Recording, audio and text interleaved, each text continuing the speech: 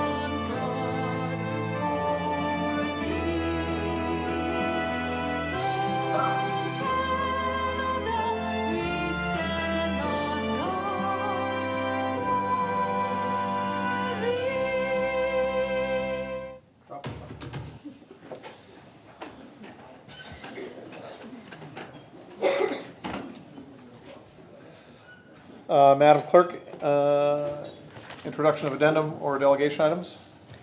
No addendums this evening, but there are 3 delegations that will be under item 1 of the agenda. Thank you. I need a mover and a seconder for confirmation of the agenda. Councillor Bodner, Councillor Beauregard. Questions? All in favor? It's carried. Disclosures of interest. Councillor Wells. Your Honor, I have a declaration of conflict of interest in item number 1. Pecuniary in nature. Okay, thank you, Councillor. That does carry over because it is a deferred item, so thank you very much. We have 1, 2, 3, 4, 5 minutes. I'll do these in block. We have the special meeting of Committee of the Whole 02-19 held on January 21st, 2019. Special meeting of Committee of the Whole 03-19 held on January 23rd, 2019. Special meeting of Committee of the Whole 05-19 held on February the 4th, 2019. Special meeting of Committee of the Whole 09-19 held on March 4th, 2019. And regular meeting of Committee of the Whole 09-19 held on March 11th, 2019. A mover and a seconder. Councillor Bagu, Councillor Bruno. Any questions? All in favor? That's carried. Determination of items requiring separate discussion. Councillor Bodner. Item 1, Mr. Mayor. Thank you. Councillor Bruno. Item 13, to be pulled for the CAO report. 13. Okay, councillors. Item Demaray. Thank you, Mr. Mayor. Item 10, please. Okay, 10.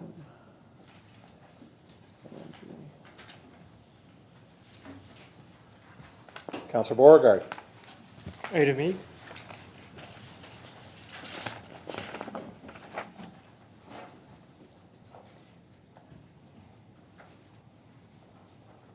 Okay, seeing no more. Approval of the items not requiring separate discussion. Oh, sorry. Get your hands up. Councillor Kalaloff. Item number 4. 4? Yes.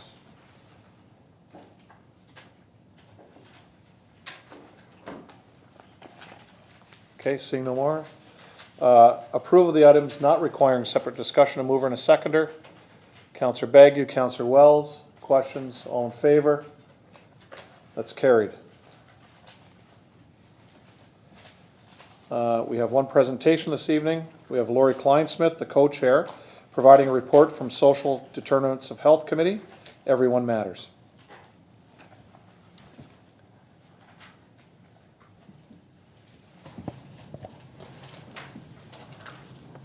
Is this coming up on the screen as well?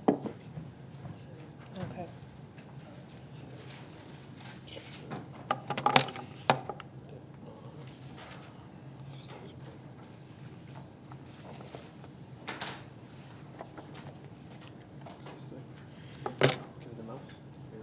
Yeah, oh yeah, no, that's fine.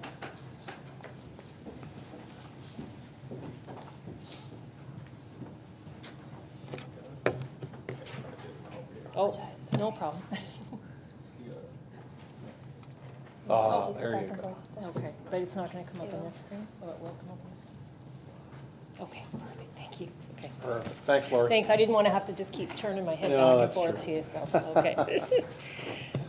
Well, good evening, everyone, and members of council and staff. My name is Lori Kleinsmith. I work as a health promoter at Bridges Community Health Center here in Port Colborne, and I am co-chair of the Social Determinant of Health Committee of Council with Councillor Angie Desmarais. We co-chair the committee. It's my pleasure to provide you with an update on the work that our committee has been doing for the past few years, as well as some ideas and considerations of where we see our work headed. So I'm just going to give you a quick background just on who we are. Members of our committee, we're quite a diverse group, actually. I think we did a pretty good job of pulling together different staff and different local social and health agencies to bring together different ideas and voices to work on the social determinants of health. So we have, as I mentioned, Councillor Desmarais. Mayor Steele also has started to attend the meetings. We have membership from city departments, fire, bylaw enforcement, the library, and community services, and CAO Louis also attends our meetings on a regular basis. Community agencies at the table include Port Cares, Bridges Community Health Center, Niagara Regional Police Services, Canadian Mental Health Association, Niagara Community Legal Services, and Niagara Regions Community Services. So lots of different agencies involved. And we also have a member appointed from the general public. So just for those of you who are wondering, what are the social determinants of health and how did we come up with such a long name for our committee? So we really, I think at the very beginning when we formed, we talked about what it was that we wanted to focus on. And I think issues related to poverty, to housing came up in our early conversations. And we felt that the terminology of the social determinants really captured everything because we don't have our health if we're not addressing many of these issues. So we wanted to kind of make it an all-encompassing name for our committee. So just for those of you who are not familiar with the term, the social determinants of health is really it's a background, it's an underpinning of what causes or leads to different illnesses and impacts our health. We often think that, the primary factors are our lifestyle or access to medical care and so on, but really it's the economic and it's the social and the living conditions that people experience which are encapsulated in the social determinants of health. There's a lot of different models out there that exist. This is the one that I'm highlighting here is the one that we've chosen to base our work on. And it has 14 different elements to it, including Aboriginal status, disability, early childhood development, education, employment and working conditions, food insecurity, gender, access to healthcare services, housing, income and income distribution, race, social exclusion, social safety net, and unemployment and job security. So each of these social determinants of health have been shown to have strong effects upon the health of Canadians, of people. And their effects are actually much stronger than the ones directly associated with behaviors such as diet, physical activity, even tobacco and drug use. So these are really the causes of ill health. And so we feel by taking an upstream approach to addressing some of these, that in the long run we'll be able to create healthier people and healthier communities. So what have we been up to? We actually formed in September of 2000, oops, sorry, go back one there. Formed in September of 2015. And we meet pretty much quarterly. We get together and ensuring that we have quorum, which was a problem in the beginning, but I feel we've got a really solid group that comes out to all of our meetings now. We've had some really interesting presentations, discussions, and finally, I think we're getting into the action stage of our committee work on topics such as affordable housing and homelessness, hoarding, mental health, transportation, access to oral health care, and even basic income. We've had presenters from Community Services and Public Health at Niagara Region, and the City of St. Catharines Planning Department has also been to our committee and presented to us as well. So we've had really a lot of different, I think, we want to make sure that everybody's on the same page, that there's a learning curve. Certainly people coming from all different backgrounds. It takes a while to get through some of these topics and to understand how we might begin to address them at a municipal level. What role does the municipality have to play? So, where are we headed now? Considerations for 2019.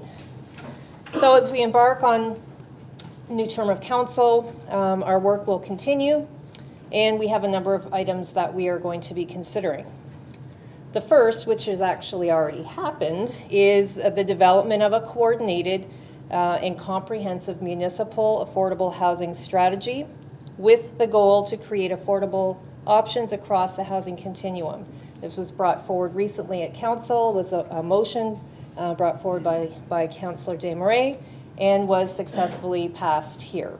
So we are now ready to start building that stakeholder group that will help to inform staff, work with staff on what are the best options for developing an affordable housing plan. What will work for Port Colborne? What are the needs? What does the evidence show works in a municipality of this size? What policies and programs are in place that we can tap into, that we already have existing here, in order to create more affordable housing, which we know, again, is one of the key determinants of health. It will also have timelines and targets, so it's an actual plan. It's not just hopefully just not another report that sits on a shelf. It will have timelines and targets that we're aiming for. We're also planning to use a document that was sent out. It was created actually by the Niagara Poverty Reduction Network just before the last municipal election. It was sent out to all people who were running at the time for municipal councils and regional councils and school board positions. So everyone who was a candidate received it. And it was a document was called Shared Prosperity, the Role of Municipal and Regional Government to Reduce Poverty in Niagara. And in that document are a number of different, I would say, programs, policy levers, opportunities, ideas that any municipality could take and enact in different ways, certainly at understanding capacity and so on. But it would help to, it's going to help drive our work moving forward. So we're going to be looking at a few things. We will be further understanding the roles that municipalities can play in addressing the root causes of poverty.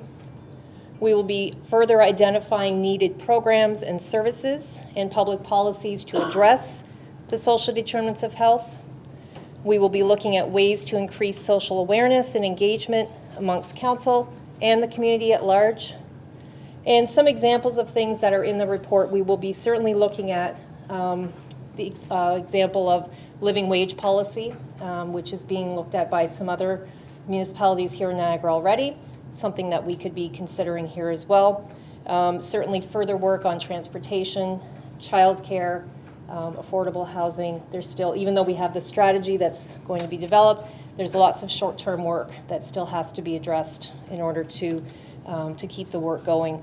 And yeah, we've just got a whole range of things that we're going to start exploring as a committee and start to bring forward hopefully some more recommendations, some action items to council when we're ready. So that concludes my presentation. If there's any questions, I'd be happy to answer them. Thank you, Lori. You're welcome. Councillor Desmarais? Thank you, Mr. Mayor. Through you to Lori. Lori, thank you so much for coming out and doing this for us tonight. You're very welcome. It's always good to let everyone know just what we're up to. And clearly we have a lot of work to We do have our yet. work cut out So for it's a us, full yeah. list, and we'll do all that we can in this Yeah. next year, and with all the capable people at the table, I know we'll get quite an inroad. So thank you again. Thank you. Thank you, Councillor. Councillor Beauregard? Thank you, Lori, for that presentation. You're welcome. Housing is an issue that I like to focus on. And outside of affordable housing, is there anything that the committee is working on that you can give a little bit of an update on? No, I'd say pretty much what I just went over is kind of where we're at. It took us a long time actually to get to this point of getting the motion forward for the Affordable Housing Action Strategy.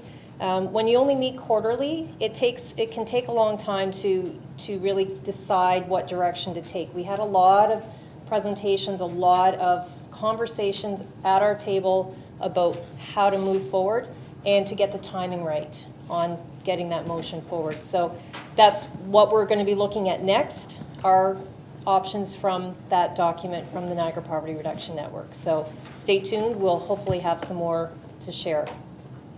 Okay, Councillor. Just to you, Laurie, and to Councillor Desmarais, I've had 2 calls with regards to affordable housing.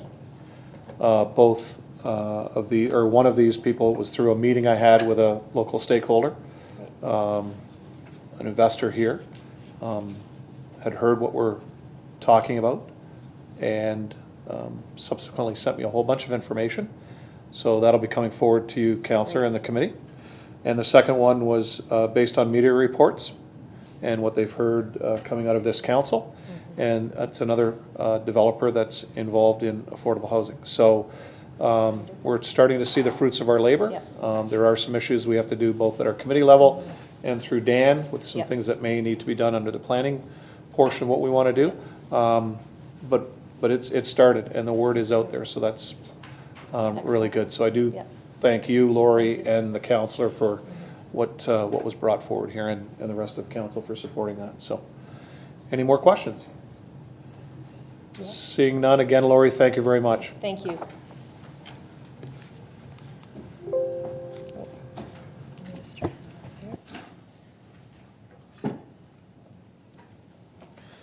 We have one delegation this evening. It's Patty Moss. And Patty's going to come with regards to the impact of herbicide spraying in ditches and to request the creation of a bylaw to keep vegetation alive in ditches and waterways on city-owned lands.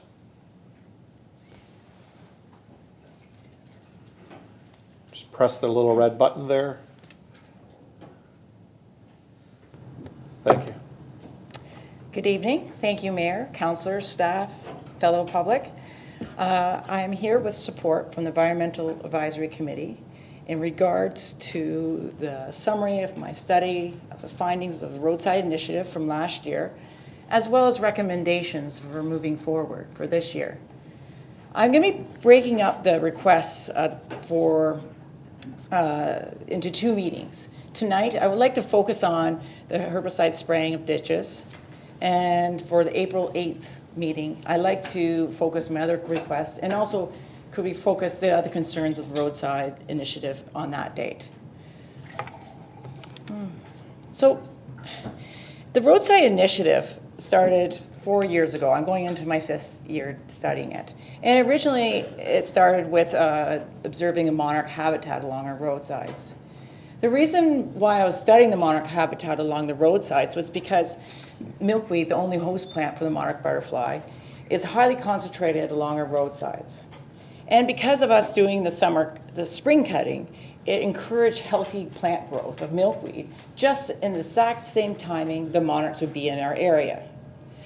So that started with the monarch butterflies. Then after I was in the ditches and studying it, I started taking notice of the pollinator habitat that was amongst our roadways, especially native pollinators. So I devised bee houses and to try to find other ways of monitoring the native bees along the roads. But as I was studying the native bees, I also started noticing other pollinators, such as predatory insects, and starting to understand that these predatory insects actually help combat pests of residential lands as well as farmlands. So when looking at all these roadsides, I realized these are important corridors, meaning traveling routes the insects can take from forests, from patches of wildflowers, or even native plants are growing in people's gardens. These corridors are important because without them, the insects will be in pockets, areas throughout Port Colborne, and therefore when there's pockets of insects, there becomes a lack of diversity amongst the species. So I just kind of compared it to a farmer the other day. It's just like us mating with anybody around the block continuously over and over and over as years goes on. It will reduce our health. Just like with the insects, we reduce the health of the insects. And so this final year that came past, I started looking at the waterways, the drainage ditches, these strips of vegetation in a different perspective. I wanted to see if this healthy vegetation can protect our waterways as well. Amongst looking at all the ditches, I also studied ditch strips, I call them. These are voluntary strips of land that residents had left growing, whereas previous years they were mowing on a regular basis. So these strips are left just on the same timing the city does the mowing along the ditches. So while looking at these ditches, I looked at the farm ditches, as well as I looked at noticing residents' negative impacts on our ditches as well. And this is really important to consider, herbicide being sprayed in ditches, especially our location, Port Colborne's against a freshwater body of water, Lake Erie. So I looked at the more of the product labels of herbicides that are available in Canada. And all herbicides that I looked up stated they're toxic to aquatic specimens. All products state to keep the product out of drains, ditches, and waterways. And the products ask, the actual chemical herbicide asks the user of product to observe buffer zones, meaning each herbicide, depending on the application it was used for and what type of herbicide, indicates what distance they can spray from waterways. So taking a close-up picture of this field, you can see on the left-hand side, there is no vegetation left to grow amongst the farm edge. So therefore, you can see erosion happening on the left side. And then on the other side of the road, other side of the ditch, it's been sprayed as well. And it also had fresh gravel put down along the road's edge. Well, now there's no vegetative matter on that side, so the gravel's rolling into the ditch on the other side. The more I look at our ditches, I'm understanding the need of the vegetation for healthy waterways. And also, as we create and clean out new ditches, we have to figure out ways to prevent erosion and chemical runoff from the nearby lands as well.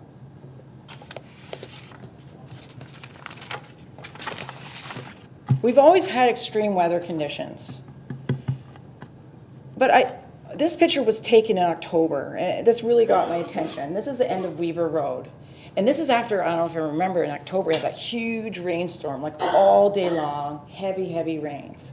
So I came by and looked at all the roads the next day, just curious how the roads looked. And the lands that were closest to the lake were inundated, flooded, fields were flooded, people's properties were flooded with water. And I looked at, when I took this picture, the water was rushing into the lake. And I started thinking out loud this question as I was driving through all the roads. Can natural vegetation strips that are left along residents' properties and rural farmlands, can it actually help slow down the amount of water when it comes to the properties closer to the lakes to help not prevent flooding? Well, maybe help slow down the water. That was my question I had. More education needs to be made public. Not only roadside vegetation is for the monarch or the pollinators, but it's also for fresh water supply. I believe the more awareness the public has turns into appreciation of our natural habitat along our roadsides. But the key is finding the right balance between nature and our community. to ensure a healthy environment for our future. Now, after writing the summary for tonight's meeting, I've been notified there is a bylaw the city has in place for, pertaining to concerns of the application of herbicide to our ditches. So I'd like to direct council's questions to Sherry Hansen and Steve Shipowski that are here tonight regarding that bylaw.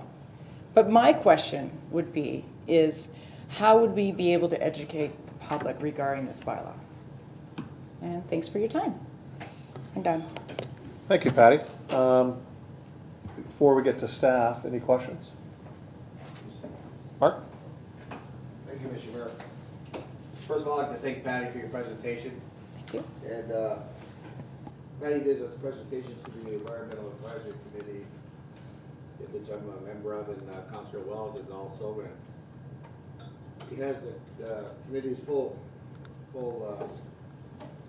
endorsement. And in the audience, we do have the chair of the Environmental Advisory Committee, Ben Palmer, and 2 other members of the committee come before council and show their support for her presentation.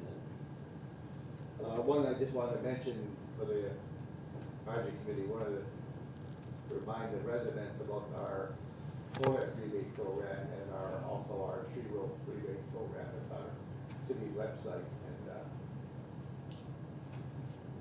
to look it up. And anybody has anything environmental, to contact the advisory committee and let them know if they have ideas that we can do. Thank you. Thank you, Councillor. Councillor Wells. Through you, Your Worship, to Steve. With regards to the, we've heard from Ms. Moss that the drainage isn't obstructed by the ditches, or by the growth in the ditches. And in our area, in Ward 4, for example, how many times is that grass cut during the year? Steve? Through you, Your Worship, to Councillor Wells. Right now, we're on average on 2 basis cycle throughout Ward 4. Okay. And following with that, Steve, is the cuttings, do those cuttings get collected after the cut, or are they just left there to go wherever they may? Steve? Through you, Your Worship, to Councillor Wells. There are circumstances where we have picked them up in the past due to a complaint issue, but for the most part, they would stay on the road surface itself. Okay. Continuing, if I may. Yep. With regards to those cuttings and other material that, as you heard, possibly stone that may come off that, how often are those ditches cleaned? Through you, Your Worship, to Councillor Wells. Right now, they're on a basis of whenever our municipal drains are cleaned out, the ditches follow along. We're working on building a new program for that too. So right now, I wouldn't be able to provide a date. Okay. And in your experience, have you noticed any blockages as pertaining to the filling of the ditches, the regrowth in the ditches of material? Through you, Your Worship, to Councillor Wells. Yes, there are a number of circumstances where we do get buildup, either from grass that's been cut, branches, debris that are in the bottom of the ditches. Okay. And that leads to flooding, I would assume, and potential damages to croplands, to other areas. And as well as that, it does, most of the ditches do lead to the municipal drains, which then impacts the drains as well. Through you, Your Worship, yes, that's correct. Okay. Thank you. Thank you, Councillor. Any other questions? Staff, anything else to add? Sherry? Mr. Mayor, we worked with engineering and we reviewed the sewer bylaw, which has drainage works, which includes ditches. And there is a short form wording in set fine that if you deposit or discharge into the drainage works, and the drainage works includes a ditch, substances harmful to the natural environment, it is a set fine of $450. Then there's plus victim surcharge tax on top of that. But what I'd like to add is that if you see anybody that is spraying or depositing harmful substances into the drainage ditch, that it's a MOE issue as well, and you can call the Spills Action Center at 1-866-663-8477. and the Ministry of Environment will also look into that. Thank you. Counselor. Through your worship to Sherry or maybe Steve, do we have a city herbicide application process? Do we put it? Do we use herbicides in our processes? Steve? Through your worship to Councillor Wells, right now, there's none that I know, that I'm aware of that are sprayed on the roadsides. Our Parks Department do use it for certain circumstances otherwise, but not along the roadsides. Counselor? So then the application that the city does is not considered as introducing chemicals into the environment? Through your worship, it would be done, so we have a certified, what's it called? Like a herbologist or a... Yeah, our applicator is certified to spray for those weeds, for obnoxious weeds. So he would be following all the regulations appropriately. Okay, thank you, Counselor. Counselor Demeray. Thank you, Mr. Mayor. Through you to Steve or Sherry, which one, everyone can answer this one.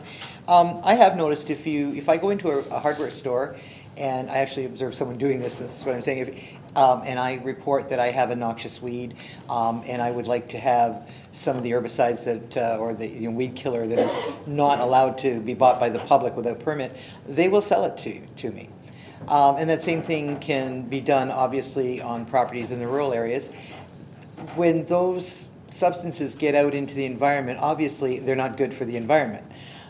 What kind of controls can we put in place of that? Because it doesn't require any special reporting process, so maybe we should be thinking about that. Staff? Through your worship to Councillor Desmarais. I think the best way to do it, I discussed this with Ms. Moss earlier, is doing some advertisement about about the application and actually the fines that are associated with it. I think bringing more knowledge to the public is the way to go to get this out there and make people aware of the issue. Thank you. I think that is a good idea. I just wonder if if a person did report that they had a noxious weed and it was used in an improper manner, the herbicide was used wrongly, would the place that sold it to them be in any way responsible? Because there should be some reporting process. That's what I'm a little bit concerned with. We don't have any way to track it. It could be happening all the time, and we would not know this, but yet we suffer the environmental effects. So maybe something should be put in place. Okay, Councillor Danch? Just a comment about chemicals over the counter. Roundup is the one that everybody wants to use. Roundup is kept behind the counter. Roundup is not available in a concentrate, it's only in a ready to use. So if you wish to purchase that, you would have to ask an attendant to get it for you. You can't get it yourself. But as far as being able to buy anything, no. A lot of people nowadays use that good old thing called Google and are making their own Roundup from vinegar, double strength vinegar, and another product. But I mean, as far as selling anything illegal, it don't happen. Thank you, Councillor. Okay. All right. Councillor Wells. Through your worship, again to either Steve or Sherry, probably more to Steve. I've had some residents in the Ward 4 call me in regards to visibilities at the ends of their driveway because of large growing of different weeds, cattails and different grasses. And some of those roads and roadways are not within the municipal realm, but are within the region's realm. With regards to allowing them to grow, does and could present safety hazards for some of these people leaving these driveways. And one particular one that in my ward was a church that had expressed some anxiety over their patrons not being able to see out onto the highway, and because of the growing of the grass. So there are some safety issues that we need to take a look at with regards to these as well. If a resident in the ward has an issue with that, are they required to take care of that themselves, or could they call the city? Steve?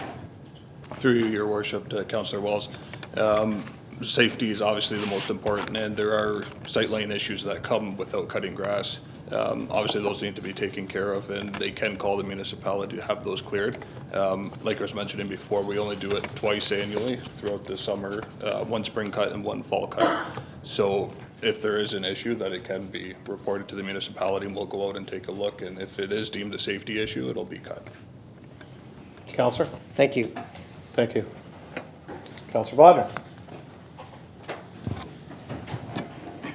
Thank you, Mr. Mayor. Harry's right with the safety issues, and we've dealt with that over the years, and I think it has worked where people have called and there's been sightline concerns, and the city has been diligent in taking care of that. So I think it's just educating the public that they have to give a call if we're not cutting it on a regular basis. And also, I think certainly there's pictures of people that have used herbicides in their ditches. And I certainly am aware of where those are, and I'll be stopping by and reminding those two people that, you know, that there is a bylaw. I don't think we ever discussed that, you know, in a meeting before. So I think if they're educated, they'll stop using it. Thanks. Thank you, Counselor. Okay, Patty, thank you, and thank you for working with our Environment Committee. Appreciate that. Okay.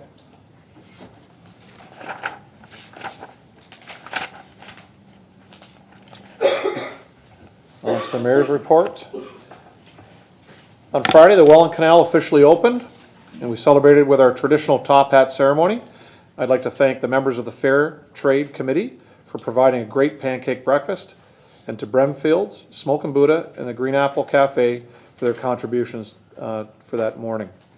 Special thanks to the students from McKay Public School for providing musical entertainment as well as assisting with the breakfast.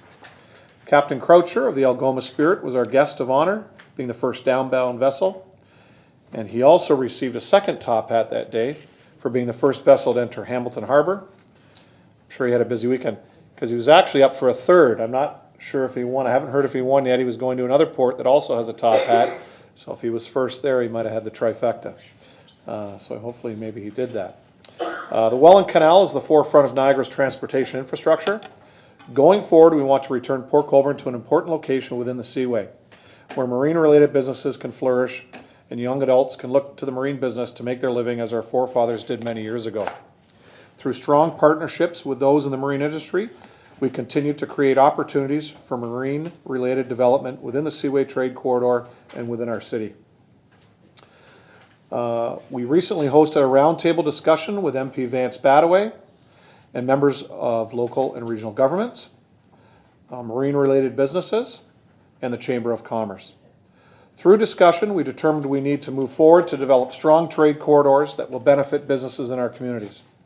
All participants are eager to continue the discussion and to move forward with the Niagara Trades Corridor strategy and the creation of the Port of Niagara. The City of Port Colborne takes seriously our responsibility to work with the marine industry to enable them to move their goods through the marine system in an efficient and economical manner. News of our meeting has reached the Chamber of Marine Commerce online news that came out today, in the Great Lakes St. Lawrence Seaway Review magazine. Again, that came out today. So we're getting good traction with our meetings and moving forward with our media on these issues. I would like to extend my appreciation to Captain Mike Kilpatrick of the Great Lakes Professional Pilots Association for the invitation to attend their annual dinner last Friday. They have offered their support of our initiatives in creating a Port of Niagara. So we had a good discussion about that. As discussed at our last NPCA meeting, I spoke with Acting CAO of the Niagara Peninsula Conservation Authority, Gail Woods, about timing for replies to applications from the city. Ms. Woods has assured me that she will be implementing changes for all parties in order that we can make informed decisions in a timely manner on all planning applications for our Committee of Adjustment. For those that are on this table that have sat there for a number of years, at the 11th hour, we've had reports come in to Dan's department with regards to applications, and nobody has had time to look these over. So decisions have been made, and then now they've taken these decisions, in this case, to the LPAT. So in order to alleviate these, we've asked them to bring their comments forward in the week prior to our meetings, so that both the proponent and our city staff can go through these. So if there is a deferral needing to be made at those meetings, it can be done at the proper time with the proper information, so we can make the best decisions possible here in the city of Port Colborne for our developers.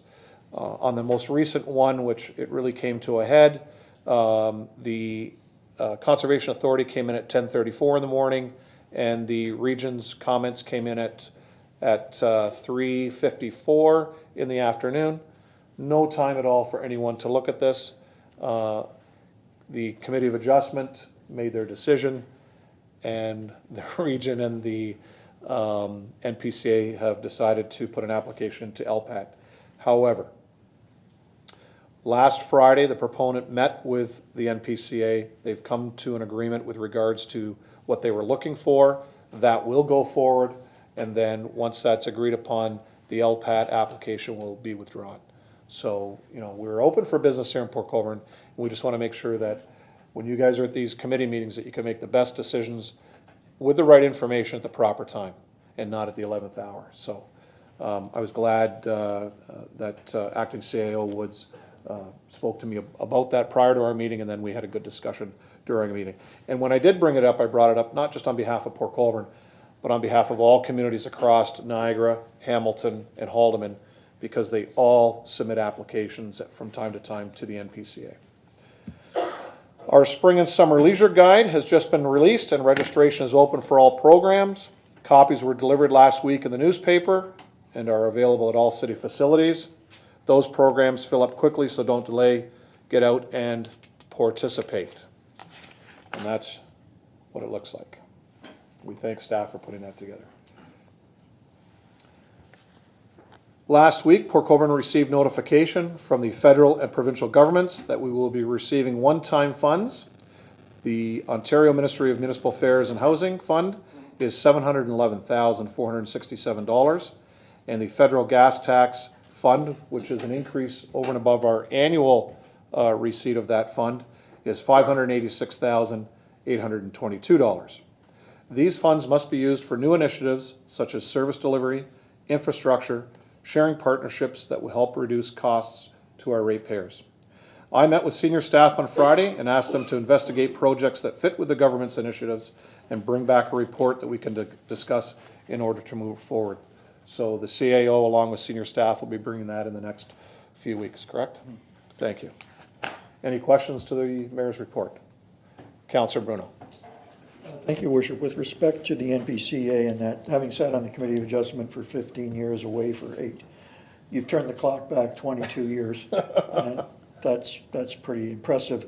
I did want to ask you, though, and Councillor Butters, the other half of that equation is that the Region Planning Department reviews those Committee of Adjustment applications. And it's really important for developers, but I think more important for individuals who only come around once every so often to the Committee of Adjustment, and for them having pre-negotiated and pre-consultation, dealt with their planning department, to be hit with something on the afternoon of their meeting is just, it's really anxiety-ridden for them. I mean, there's cases where people are trying to get a hold of our planner at 4:15 because they just got this 3 minutes ago and they're due to be at a meeting tonight. You have no time to react. And as the mayor said, I think we're open for business on our half. I'm sure if the region, and you can take this back to them, has anything that we can do to expedite that.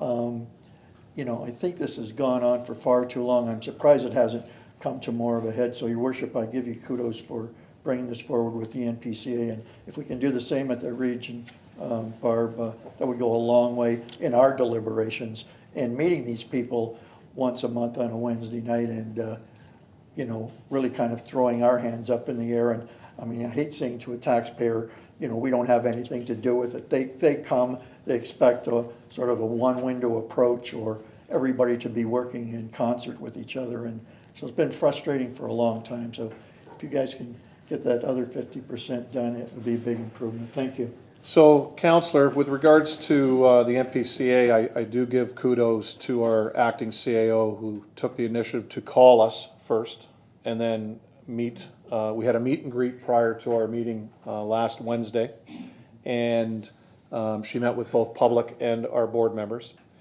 And she brought it up first, although in my agenda I had pulled those pages and had all kinds of notes based on my conversation with staff with regards to exact times these were coming in and with my history with the Committee of Adjustment. So we did have that conversation early. She knew I was going to be bringing it up at the full board meeting, so I did give her the heads up on that, but she knew there was issues and there have been issues.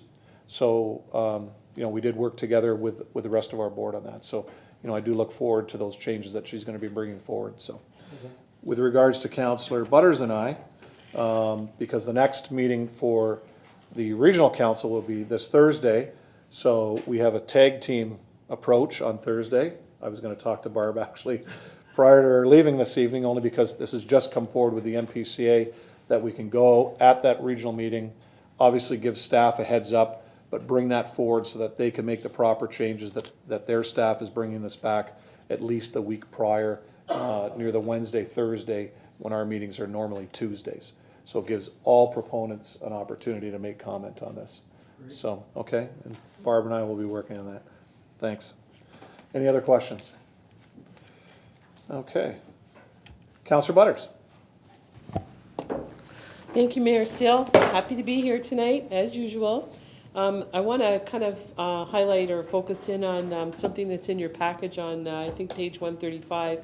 It was communication from the region regarding the Smarter Niagara incentive program that was removed from the budget, but at the Corporate Services Standing Committee last week has found a way to put it back into the budget without affecting the tax levy. So Smarter Niagara incentive programs include environmental assessment study grants, building and facade grant / loans, residence grant / loans, heritage restoration an improvement grant / loans, community improvement plans, which are so important, and brownfield tax assistance programs. So it will come back to regional council, that motion, and what the idea is to take that $600,000 out of the tax stabilization fund and put it as a one-time funding, at least for this year, to keep that Smarter Niagara incentive program functional. So I wanted to just make you aware of that. All is not lost. It's also important to know that there's no change to existing incentive projects for which funding was already approved. And these grants and incentives are currently under review, and that review is going to be a consultation with local area municipalities. So you're going to have a chance to have input onto that. And it's expected to be, that review expected to be completed in 2019. And Councillor Bruno, I'm happy to help out with that situation along with Mayor Steele. So I have a cold, I'm loaded up with cold medicine. Voice may go, which might be a good thing, but anyway, if there's any questions, happy to take them back. Thank you, Councillor Butters. Any questions? Great, thank you. Councillors' items or inquiries? Start off to my right, Councillor Desmarais. Thank you, Mr. Mayor. I have 4 items this evening. Actually, sorry, 5 items this evening. First of which... You're only limited to 3, you knew that. No, go ahead. Okay then. Go ahead. Can I borrow 2 from you? Okay.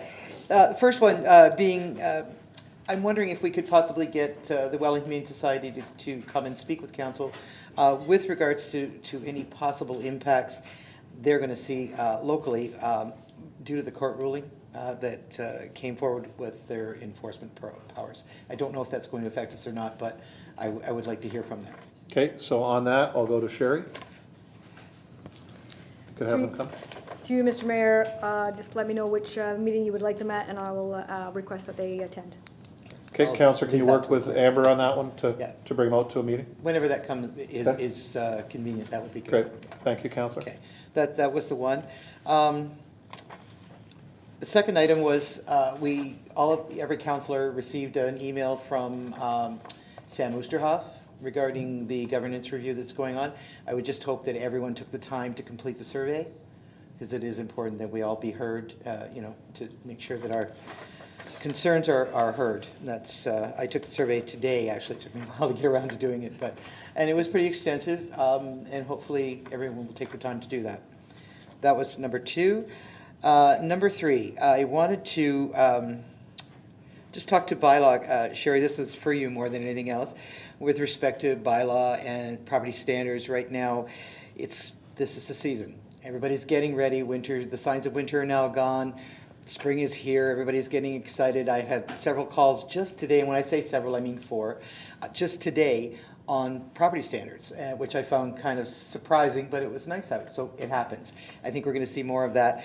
I just wanted to note that there will be lots of complaints of lot maintenance coming in particular, and just ask if you could possibly schedule a time to give council an in-camera update on some of the repeat offender files. So I think we need to know what's up with all of those. Okay, Councillor. I'll wait till Sherry finishes writing. With regards to the property standards issue, you and your staff will be very diligent, I assume, this coming spring to be out there. I know it's complaint driven, but you will be out there and making sure things are going along smoothly, I hope. Yes, Mr. Mayor, we will be on top of it, and we are looking forward to getting quicker, faster, better compliance. Thank you. Music to my ears, thank you. Councillor? Okay, item number 3. I would like to, with all the changes coming forward, and especially with all the trade corridor talk, and that by the way, that's a very exciting piece, and we should all get on board and learn as much about that as we possibly can. But with all that going on, I think more than ever before, there's a real need for a strategic planning session, and I would hope that that is being arranged as we speak. Is that? It's funny you say that, because I Okay. spoke to our facilitator this morning at a flag raising at Niagara Police Headquarters, and we'll just sit down with Amber and Scott and get those dates. We wanted to get through all the budgeting processes and orientations, so it will be sooner rather than later, believe me. Okay. As long as it's in the works, that's all I wanted to know on that one. It's in the works. All right, so the last item is, again, with all that's going on, and I have had a couple of calls on this one, the many changes at various levels of government and some of the activities that are going on provincially have had my phone ringing. I would like to know when our committee that will meet on electoral matters will be formed and up and running. People are asking for an update on that, and I think it's time that we got that going, because we want to get it done. It's a lengthy process. We want to have it done well in advance of the next election. That's I everything. agree with you 100%, but I think we may be premature. Let's wait till the reports are coming out fairly shortly, around June, is when Mr. Finn and Mr. Sealing will be bringing the reports forward to the provincial government. I think we should wait to what may come down to us. I just don't want people going out making recommendations and everything is wiped aside and things are changed. So I think we have lots of time between now and could be summertime, early fall, that we start that process, but I want to see what comes out of the provincial government first. I completely agree with you on that. It would be a waste of time to do it any other way. But I would also, bringing that forward, I would think that it would be a good idea for council to get together so that we can be on one page with how we feel about the governance situation. Yeah, Okay. perfect, yes. All right. Okay? Thank you. Good, thank you. No, I'm calling this Councillor Bruno. Thank you, Worship. This week I received a call from a resident, actually, beg your pardon, it was last week, on the 18th, about the continual hoe ramming event in the new gas station A&W plaza that's going in next to Harvey's and McDonald's. Certainly he was understanding that construction is transient and was hoping to see how long that would take. Contacted the contractor, and unfortunately, they've hit a lot of dolomite rock below the shale, and so from the 19th, he had estimated 3 more weeks of steady hoe ramming to get the services in, and then they will be back in the last 2 weeks of July for 2 weeks to do the gas pump tanks. I contacted Acting Director Steve Shapowski today to see if he could see if they could do those concurrently, to have 2 contractors on site. Unfortunately, it appears they cannot. So just to let the public know out there that it'll be another 2 weeks and a bit on the services, and then a lull until the last 2 weeks in July to put those tanks in. But in this case, this is the cost of progress, but it's unfortunate we couldn't expedite that. But I just wanted the public to know that. Thank you, Worship. Thank you, Councillor. Councillor Beauregard? Mr. Mayor, I'm pleased to state that Councillor Desmarais and I are going to be hosting a Ward 2 meeting. It will be on Saturday, April 27th from 1 p.m. to 3 p.m. in the Golden Puck Room at the Valley Health and Wellness Center. Thank you. Great, thank you. Make sure you get the information to Michelle. She'll get it out for you too. Councillor Danch? Just 2 things. First one's real easy. Main Street BIA meeting tomorrow night, back room there. It starts at 7 o'clock. Any Main Street merchants are welcome. General public, if you want to be there. It's not exciting, but we try to get together every once in a while. The second thing, I hope I get this right. I'd like to do a notice of motion to redelegate a site plan approval for, correct or no? We'll do that under item 15. I'll call you back. All right, that's it. Thank you. Okay, thank you. Councillor Kalala. Thank you, Mr. Mayor. I just wanted to bring forward something that came up a month or so ago when we were looking at the crosswalk here. I came upon, hopefully, an answer that might help make people a little bit happier. I was in St. Catharines, and I know that we had regional people here speaking about the crosswalk issues, and I saw in St. Catharines they've actually put in almost like a pylon in the middle of the road. Worked wonderfully. I stopped and took some pictures. I have them. I can pass them on, and I'm hoping maybe it might be a solution to our problem of slowing down traffic a little bit without, causing any other kinds of problems. It's a very reasonable way to solve this problem, hopefully. That's it. So I'll pass that on to... Yeah, Councillor, if you want to send that to Steve. Yep. I And will. then, Are you aware of those ones, Chris, the ones I'm talking, or excuse me, Steve, the ones we're talking about? Yeah. Through you, Your Worship, Councillor Kalala. I have seen them before, and it's almost like a tube that sticks out of the ground, right? So the region is trying to put they're trying to standardize the walks themselves, so I would recommend keeping it as is for now.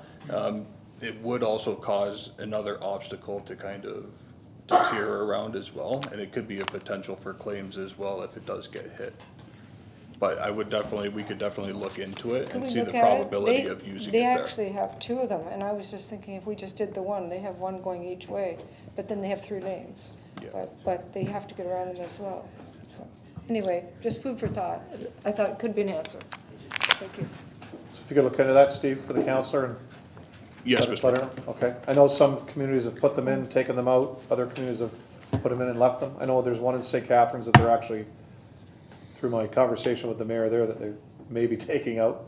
It is the issue of collisions, people hitting it, so they're looking at that right now. So that's information we can bring back also. And secondly, can I just also say there's a BIA meeting tomorrow evening at 6:30 downtown at the United Steelworkers Hall, and it's at 6:30 as well. That is it. Okay, thank you. Councillor Bonner. 6 p.m. Thank you, Mr. Mayor. Through you to Steve, I guess. With springtime here, or fast approaching, the unimproved roads in Ward 4, Trope Road being one of them, are pretty beat up from a really bad winter. Can you give us any idea on timing of when we might be getting at those, and really what the plan every spring is from the city? Is it waiting for frost or whatever? I'll let you explain that. Thanks. Steve? Through your worship, Councillor Bodner. I'm assuming you mean all the stone roads and the regrading of them. So every spring, we do try to get out there right away with a grader to be able to scarify the roadways and be able to regrade. It does need to have the frost out of the ground, and we do add extra stone, grade it out, and then roll it as well. That will be ongoing probably within the next month by the time we get out there, and it's all how we stagger it and what fires we have to put out to at the same time. So that will be in progression probably within the next 4 to 6 weeks. Counselor? Now, we have a supervisor driving around on our roads, looking at conditions.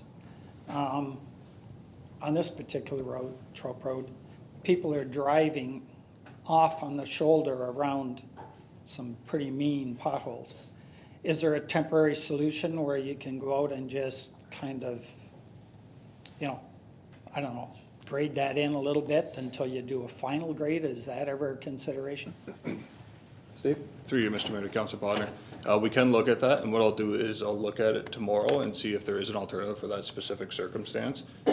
We do have equipment that we can use on the back of our tractors that scarify the roadway and allow us to grade a little bit. In certain circumstances, we could do a temporary measure where the frost doesn't, not that big of a deal. We can actually get in there, penetrate it, and just fill in the potholes as well. So that might be an ideal solution for this scenario. Okay, fine. Counselor? And in the fall time, or just before fall, I had asked that could I get an idea on what it would take to pave those roads?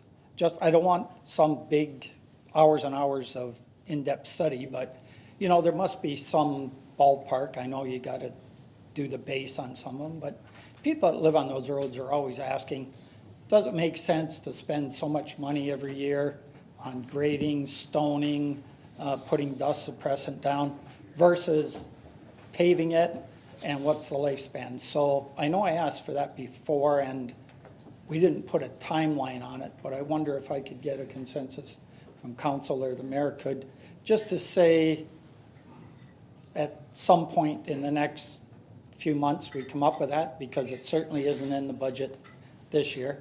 Although we can put it in tonight if we want, I'm sure, because we haven't finalized it. But just saying that, I wonder if we can get something, give the people an idea what we're talking about, dollar figure. Mr. Mayor, is that possible? Yes. Through you, Mr. Mayor, to Councilor Bonner. It's actually on my desk right now. I've started putting together all the numbers, and staff has been putting all the numbers together of the lengths of roads that are stone right now or unimproved roadways. What we're going to do is I've asked our roads division to keep track of costs while they're grading roads, labor and everything, so that we have an idea for a comparison. And then we'll look at a surface treated option and also an asphalt option. So we'll have multiple options for all the roadways, and then we can either choose to go forward as a whole, hold off, or maybe we want to do individual roads that make sense, main roads that have lots of traffic on them. So at least we'll come back with a report that has multiple options. We do have to get to that point where we've done a couple of the grading the roads, so we have those costs attributed to them. So I would say within the next 2 months, that's a reasonable time frame to have that. Okay, Counselor? Great, thank you, Steve. Counselor Walls? This is just a follow-up with my friend, Councillor Ron, through you, Mayor, to Steve. Is there a way we can, or I know we can do it, can we put a schedule of the roads or an advance notice of the roads that are going to be done in a certain period of time on our website, so that our residents, we can direct them to that so that they can take a look at that and have their cars out of the way, have the cows off the road and so on? Okay, Steve? Through you, Mr. Mayor, I think that's a great idea, and we can look at doing that as well. So when we have our annual roads resurfacing list, we'll post that on the website, but we'll also update all of you as well to make sure that you're aware of which roads are being done in that year. Good, thank you, Steve. Okay, staff responses. Sherry? Yes, Mr. Mayor, at the last council meeting, a resident came to council with regards to a fence on city property on Carter Street. The city received that complaint from the Engineering Operations Department with regards to a water main that they had to repair, and there was a shed directly over top of the break that had to be removed. When we attended that area, there was numerous sheds, fences, and other structures on the road or on the city property. Every resident in that area got a letter stating that they needed to have it removed by the January 7th date. There were some residents that needed a little bit more time. We gave them to April 7th. Mr. Lucas of 32 Carter Street wants to keep a small section of fence. He has since met with me, filled out an encroachment application, provided $2 million liability insurance, naming the city as additional insured, and is willing to move forward in a license agreement with that. I'm working with him at this time and can say that that is in a low-risk area with regards to the fence and structure on the property, and I have no issues with entering into an agreement with him.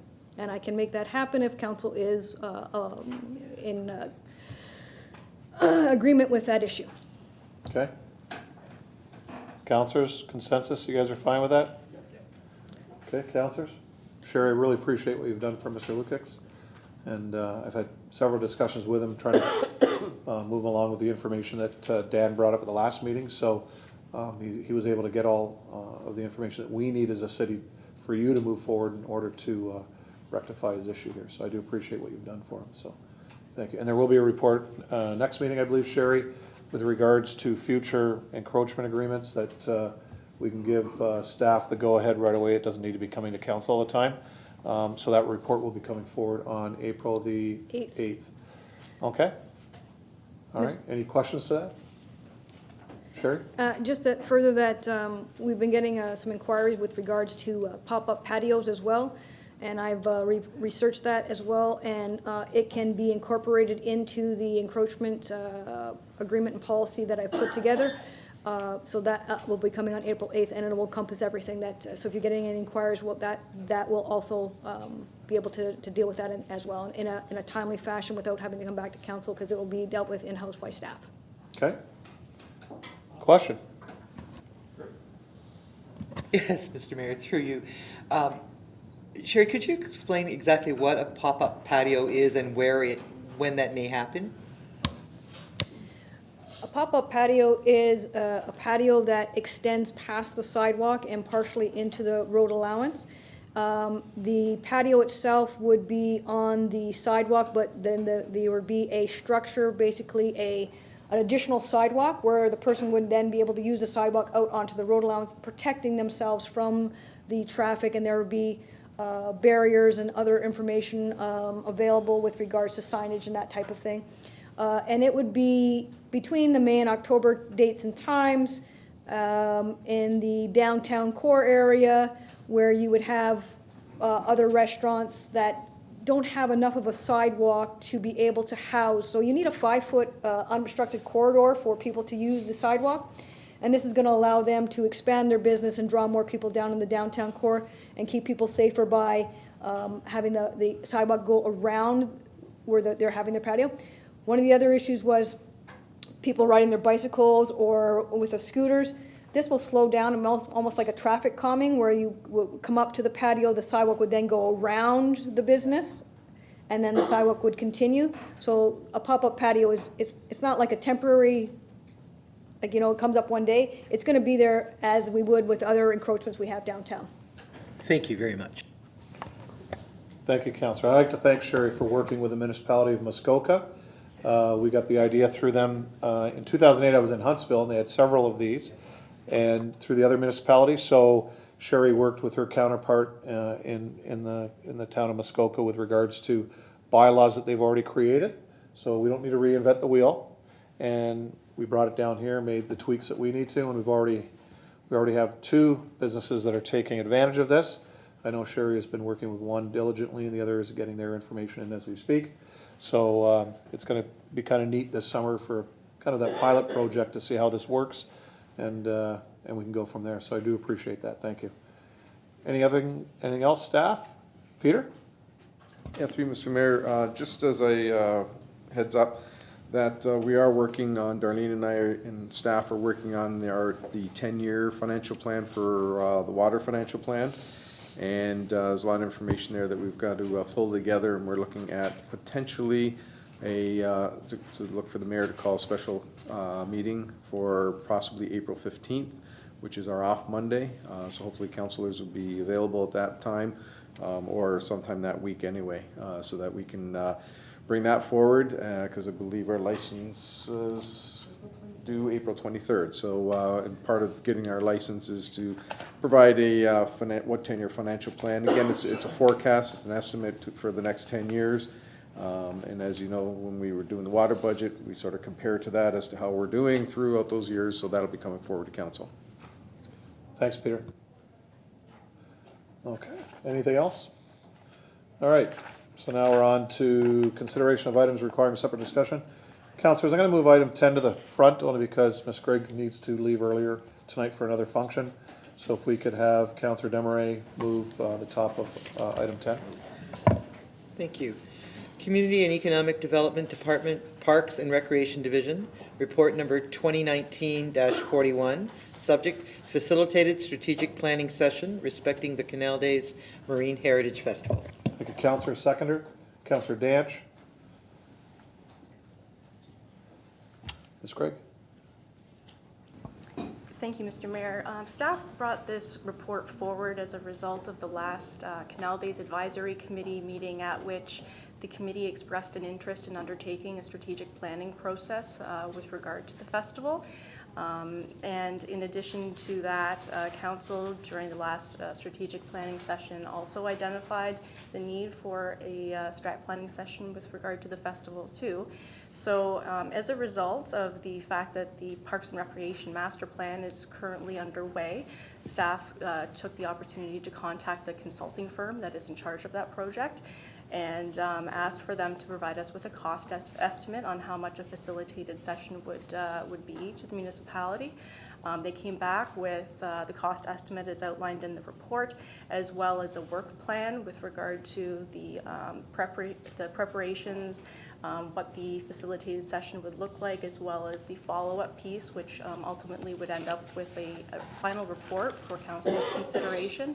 And the idea is that it would also, this process would be incorporated into the overall Parks and Recreation Master Planning process, which is where staff felt it would be most appropriate, since the consultants are already taking a look at the festival as part of their regular work for the master plan. Mr. Mayor, that concludes my comments on the report, and I'd be happy to take questions from council. Thank you, Ashley. Councillor Bruno. Thank you, Worship. Through you to Ashley. Ashley, have you got, just for, I guess, planning purposes by members of the public and merchants, an idea of time frame? Ashley? The time frame for the session? Yes. Ideally, staff are looking to have it take place sometime in April in order for it to be incorporated into the master planning process. And we would need to work with the city's clerk to make sure that we're following the availability of council, and also understanding that there could be some other special council meetings happening during that month. But ideally, April would be our target date or month. Great, thank you. Thank you, Councillor. Councillor Desmarais. Thank you, Mr. Mayor, through you. Ashley, I just wanted to say, this is just, it's been a long time coming. I'm so glad to see this happening. I've long believed that we needed to have this kind of an exercise with respect to Canal Days, and because over time you do lose your vision, and I think it's a very important thing to do. So kudos to all of you, to you and your staff, for getting this off the ground and running, and I support this fully. Thank you, Councillor. No other questions? All those in favor? That's carried. Thanks, Ashley. Okay, back to item 1, noting the conflict of Councillor Wells. So this is a deferred motion that was at our last meeting. So I'll have I'll ask for a mover and a seconder at this time. Councillor Bodner, you want to move this, please?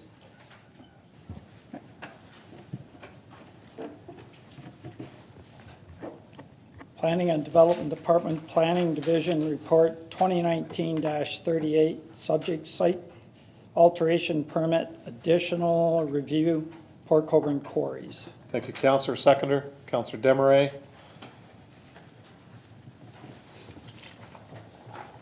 We do have 3 delegations with this.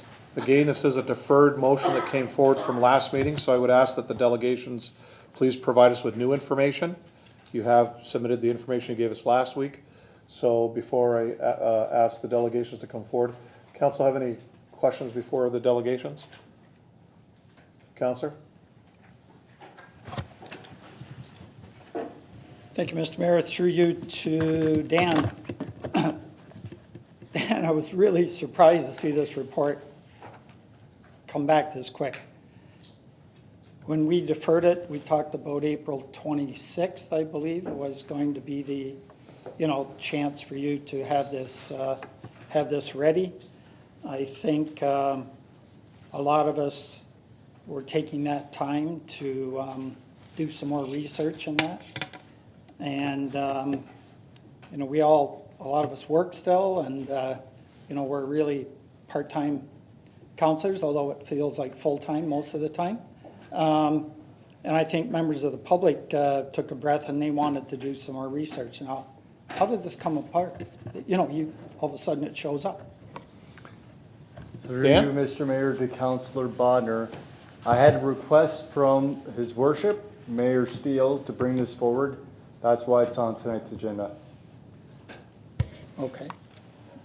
The direction to staff, Dan assured me he could get it back to us. So this is based on what was in the deferral, on the information that you wanted back. So that's what Dan has done. So what you asked for before, again, this is the third time this has been deferred. So you've gone to him for information. This is what you asked for. So he's provided that. He was able to speak to the proponent with this, and this is what he's come back with. So he's only doing what you've asked. Okay, but I think, although we didn't ask explicitly for an April 26th comeback, it certainly was assumed by at least some people that, there would be that time to get some more information. I think, well, you know what, I'm going to wait to hear from some of the delegations, and I might have more to say on this. Yep, that's fine. Thank you. Okay. So our first delegation is David Sisko of IBI Group and Steve DeRoche, Golder Associates. They represent Colborne Quarries, Inc. Again, gentlemen, with regards to new information or with regards to what Dan has put that wasn't in this recommendation from last week. Mayor Steele, members of council, good evening. My name is David Sisko, and I'm a senior planner with IBI Group, and I'm here once again representing Port Colborne Quarries, Inc., or PCQ, and the request for a site plan or a site alteration permit for their Pit 1 lands. And once again with me is Steve DeRoche, a professional geoscientist and hydrogeologist from Golder Associates. Much of the comments I had prepared, we're really going to talk about how this is the third meeting and what's happened to those past meetings, and having respect, not wanting to hear old information. I'm going to move right through that and get to where we are tonight.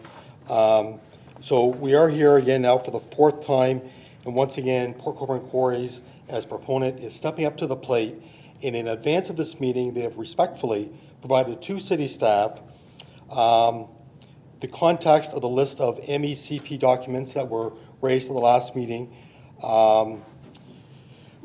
many of which no longer have any relevance, based primarily on the new NEPC legislation at hand.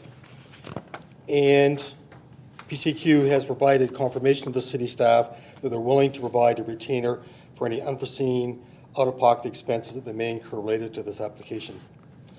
So we're here tonight. Once again, another new issue has come forward. So before my concluding remarks, I'm going to ask Steve DeRoche to respond to those last two issues regarding SAR and EC. Thank you, Mayor Steele and councillors. During the last meeting, a question was raised with regard to the proposed exemption in the field management plan that relates to two parameters, electrical conductivity, or EC, and SAR, which is sodium adsorption ratio. We have provided to councillors copies of some ministry documents that we excerpted, and I'll walk you through the derivation of those two standards. If you go under the cover that says rationale for the development of soil and groundwater standards for use at contaminated sites in Ontario, what we've excerpted here is part of the derivation by the Ministry of the Table 2 standards. We are proposing that the applicable standard for importation of soils be the more stringent Table 1 standards. The reason why we're presenting Table 2 tonight is just to show you how the ministry arrived at consideration of EC and SAR.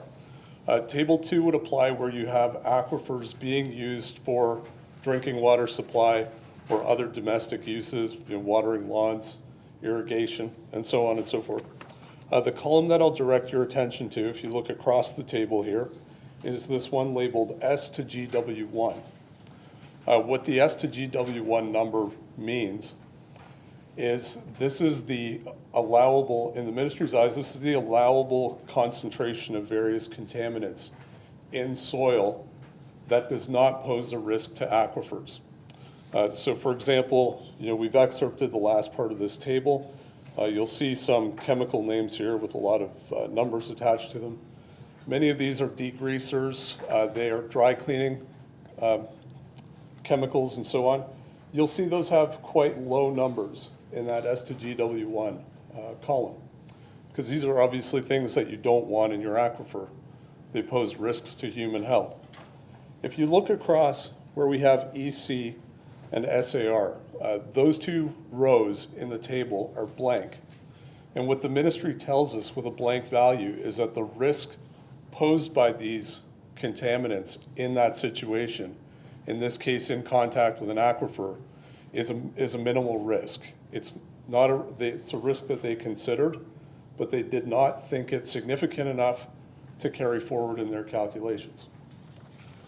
If you go to the next document, this is actually, the next page rather, this relates to protection of aquatic life. And again, you'll see under electrical conductivity and sodium adsorption ratio, you have no values listed because, again, the ministry does not consider these to be a risk to the aquatic environment.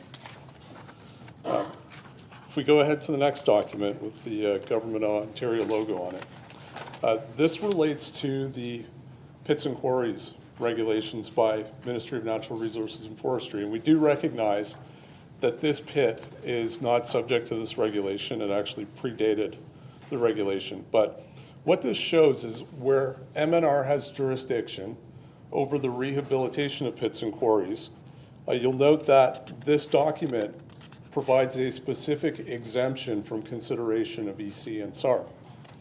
What this relates to, again, is EC and SAR pose a risk to plants and soil organisms that are in the top part of the soil. So you'll see on the second page of this, there's some sample wording for rehabilitation site plan conditions, and you'll see items 2 and 4 specifically exempt those two parameters, EC and SAR, from consideration deeper in the soil profile. The last item that we've provided is the draft proposed excess soil regulatory package.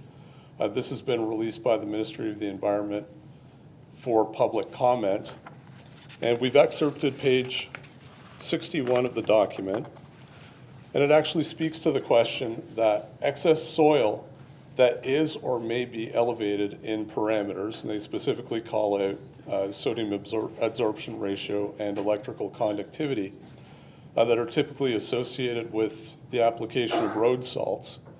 They indicate that even with elevated values of these parameters, soil can be reused, provided, again, it's not being used on agricultural lands where it would pose a risk for that.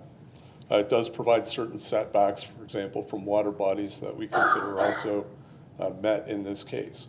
But it does show that the ministry has evaluated, again, that EC and SAR are not posing a risk to those deeper applications. And with that, I thank you. Okay, thank you. Questions to the presenters? Oh, sorry, yes? Just want to conclude. So our concluding remarks, I know that each and every decision that councillors have to make must be made with the best interest of the city, but also best information at hand. Right now, PCQ has provided you with everything you've asked, and in fact, more. The documents are current, airtight, and fully MECP enforceable. But probably the most significant documentation we have moving forward is I'm standing here now with 4 separate staff planning recommendations prepared by Mr. Aquilina, each one consistently and repeatedly recommending approval of the site alteration permit. Thank you. Thank you. Questions? Councillor Desmarais. Thank you, Mr. Mayor. I'm asking for a little bit of cleanup here or clarification rather, on some of the questions I have following some email chains. I see on February 11th, Lisa Benvenuti from the ministry submitted comments with some concerns. I don't see anywhere where the concerns were specifically addressed, but on March 22nd, Dan Aquilina from our planning department wrote to Steve DeRoche and got and asked if the ministry had returned comments. I guess that would be after some action from any of you. And it was the answer came back that the answer came back from Steve. Nothing was done from the ministry. Nothing has been provided by the ministry, but there was an answer provided by Steve. I would like to know what comments were provided by the ministry. How were their concerns addressed, and what exactly has the ministry said as to whatever resolution you put in front of them? Gentlemen. Yes, Mr. Mayor, in response to Councillor Desmarais' question, the ministry is concerned primarily related to the characterization of soils at the source site where they are generated. They provided some recommendations that the soil management plan specifically set out some screening requirements that be laid out. We have incorporated those into the document. The ministry had also asked the question about timing of generation of soils. They did make a recommendation of pre-testing, which we would consider would be appropriate. In some cases, for example, say road construction work, there may not be the space available to set aside those soils until testing results are received. So in response, what we did was more significantly lay out the areas where soils should be segregated until all test results are in and a decision can be made about whether those are in fact suitable to remain on site or whether they are unsuitable and should be removed from pit 1. Okay. Councillor? Thank you. Okay, and specifically, and this may in part be what you've just spoken about, but specifically, concern was put to page 4, section 2.6. The report indicates that an analysis of soil should be completed prior to the implementation of soil for placement in pit 1, and preferably before the material leaves the source site. Now, what the ministry says is it is suggested that analysis must be completed before material leaves the source site. Must be. This would ensure that any material arriving at pit 1 would meet Table 1 site condition standards, SCS, prior to arrival at pit 1. That is 1. Okay, and then the next one would be page 5, section 4.1.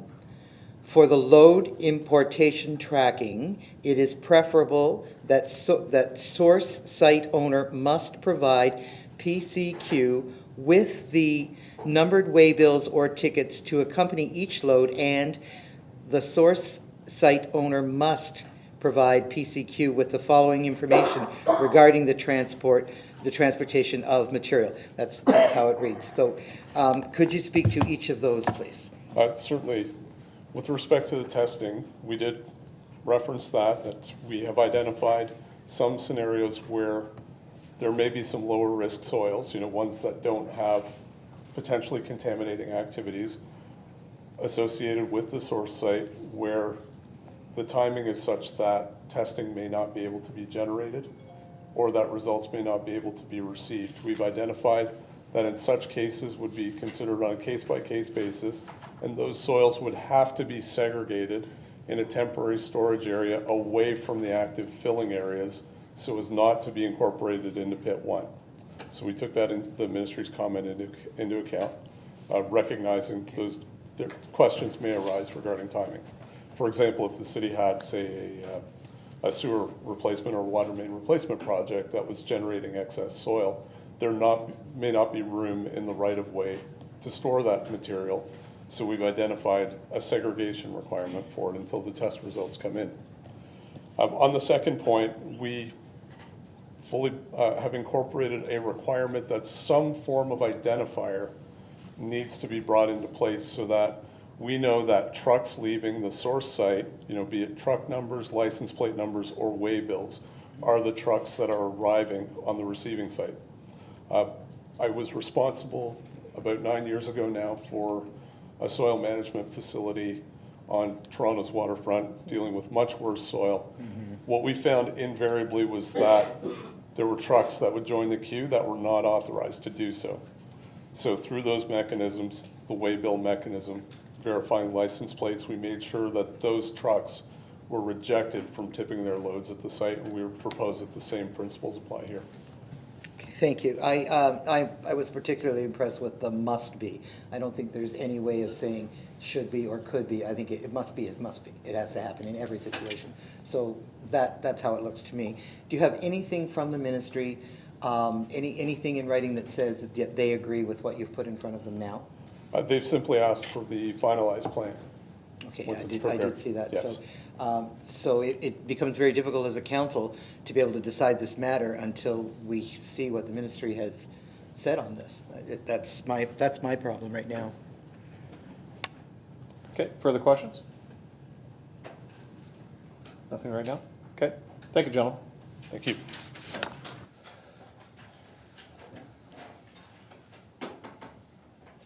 Next is David Henderson.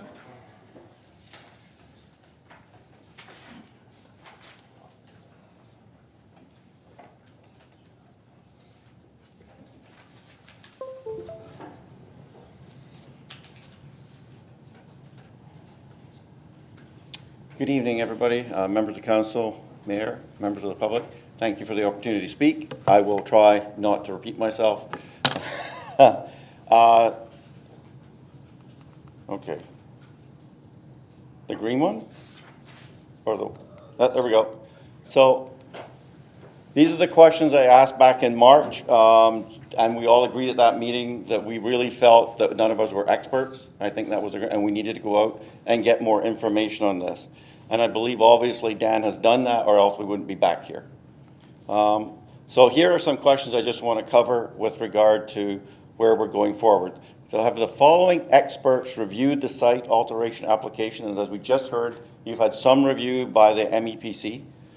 They want to see it again. Has it been reviewed by the Ministry of Natural Resources and Forestry? And do we have a report? Has it been reviewed by the NPCA? And has the MTO been consulted with regard to the increased traffic that we're going to see on our roadways, specifically Highway 140 and Highway 3? Has anything like that been done? Because I think these are important issues that would need to be addressed before you can make a good decision. Staff?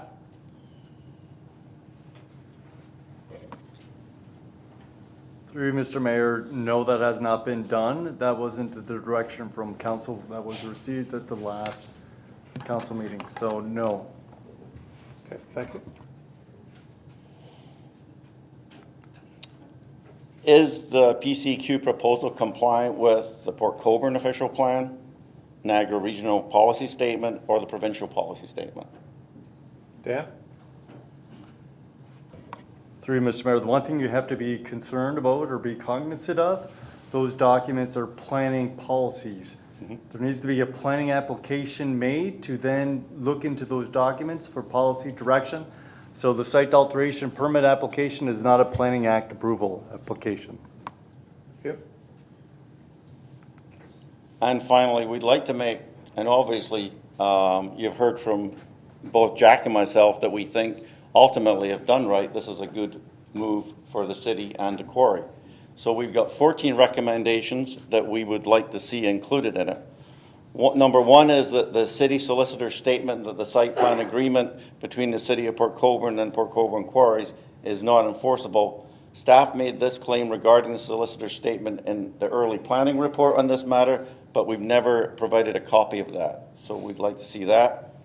I'll just go through them all if that's okay, and you'll have a copy of them.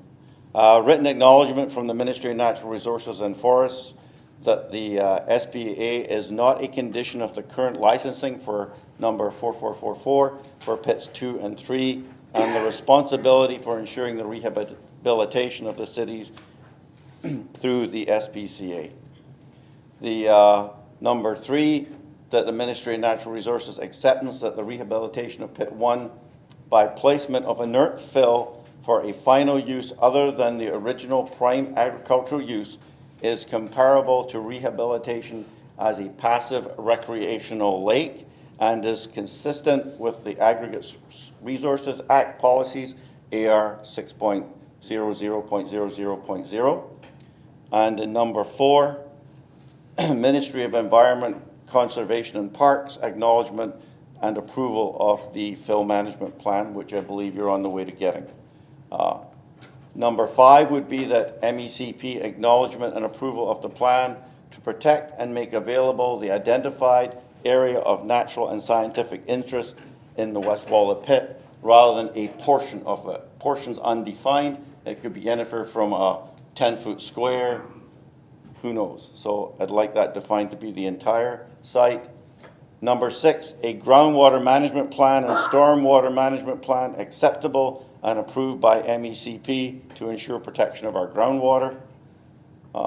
Number 7, a fill management plan that ensures every source is sampled prior to shipment and upon receipt for confirmation to the MECP Table 1 fill criteria prior to placement. And the current plan allows for sampling of 1 truck in every 50 trucks, which means material from sources with less than 50 trucks could go into the fill site without being sampled. We'd like to see a tighter sampling so that every site it comes from gets at least 1 sample. Number 8, regional acknowledgement that this is consistent with the regional policy statement for agricultural land uses. Number 9, NPCA acknowledgement that the stormwater and groundwater management plan is acceptable and consistent with their source and water policies. 10 would be that, as I said before, MTO acknowledgement and acceptance of the anticipated increase in traffic, which will be significant. 11, formation of a community advisory panel and MEC approval of the CAP composition and functionality. 12, the establishing of a property value protection plan with approval of the first CAP and city solicitor. 13, PCQ's agreement to withdraw their request for the rezoning and revoking of bylaw 6007/113/13 that is in place to consider zoning pit 1 for EL 375H concrete product manufacturing. And finally, amend the fill bylaw to include reasonable permit fees and financial assurances to protect the municipality in the event of non-compliance issues, which would be an application fee. And this is just an example from actually Scugog. They have a $2,000 application fee, $20,000 deposit to cover the cost of hiring experts for analysis so your staff don't get embroiled in it, and a $50,000 security line of credit to cover non-compliances if things do go south, as happened up there. This would get rid of me, and I'm sure that's what you would like, Mr. Mayor. Not necessarily. Any questions? Councillor Bruno. Thank you, Mr. Henderson. I know some of this started before this term of council, but just on those recommendation points, were a lot of those in any of the previous asks? Or how many of the 14 tonight are they new or are they amended versions? They're amended versions. Okay. Yeah. I guess where I'm going with this, I don't think it's wrong for any resident to come forward with recommendations and questions. I'm getting concerned from what I've seen that every time the proponent comes and answers the questions, there becomes new questions. And at some point, I think as a reasonable person, that's somehow got to end. At some point, there's got to be all the questions on the floor and those questions answered. So I am concerned that tonight, that these are, some I've seen for the first time, and some look very familiar to me, and their amendments. So I'm wondering, A, if you can speak to that, and Mr. Mayor, B, I know it's probably caught them on their heels seeing this tonight, but I don't know if the proponent wanted to respond to any of those. I didn't have an opportunity to send it out to anybody because quite unfortunately, I didn't get notice of the meeting until late Friday night. It took me all weekend to put this together. I have been working on these with some other people as we get more information about the alteration plan, and this is the result of finding out that information. That's really the only reason that it's come up with this late date. It is not I understand what you're implying, that our intent is to keep bringing up new rabbits out of the hat at every meeting. That is not the intent. I can assure you I have better things to do with my time. Gentlemen?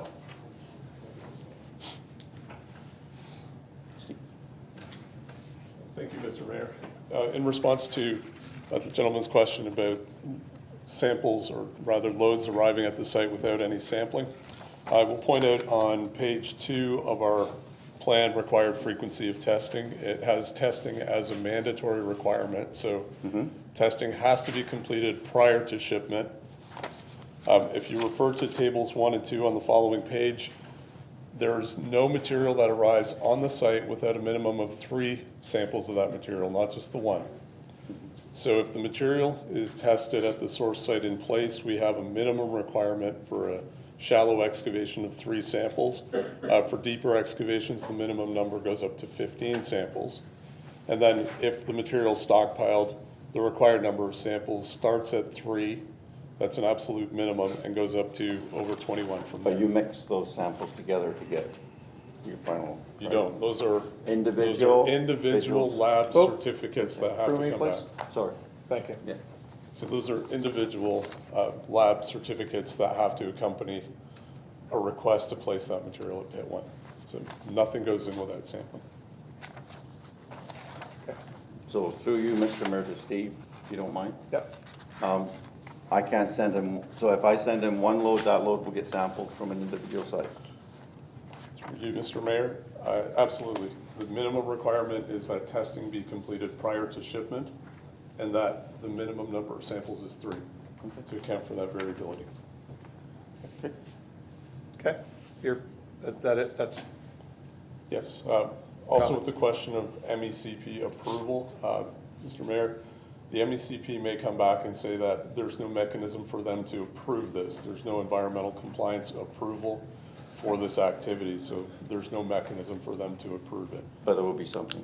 They've simply asked for a final copy for their files once we've incorporated all their changes. Okay, thank you. Thank you. Okay, thank you. Councillor Demery? Thank you, Mr. Mayor. Through you, I not so much a comment to the presenter or a question to the presenter, but maybe a comment in general. I've had a couple of conversations about this situation today, and out of one of them came a remark that said we have it backwards, and once it was explained to me, I thought, wow, maybe we do. Had we gone for a site plan agreement right up front, all of these questions would have been answered. We'd have gotten all the comments from the various agencies, from the people surrounding, from everything, and then we could have made a really informed decision. We would have been better understanding of this. But we still have all these unanswered questions, and actually the presenter did bring quite a few of those forward. But still, they're out there. They're unanswered. We don't know what's going on. And I want this to go forward. I really do want this to go forward, but I want to make the right decision, and I want to make it in the right manner. So I don't want to leave a terrible legacy for Port Colborne. I want to make sure that we've got something good in place. So I'm really concerned with that, and I'm wondering if we had done with site plan agreement up front, maybe we could have avoided all of this, and maybe we should be looking at that sort of thing for the future. I don't know. Just asking. Through you, Mr. Mayor, to Councillor Demeray, placing of fill is not development under the Planning Act and not something you could do through site plan control. So that's where, okay, thank you. Okay. Yeah. Any other questions? Okay. Thank you. Thank you.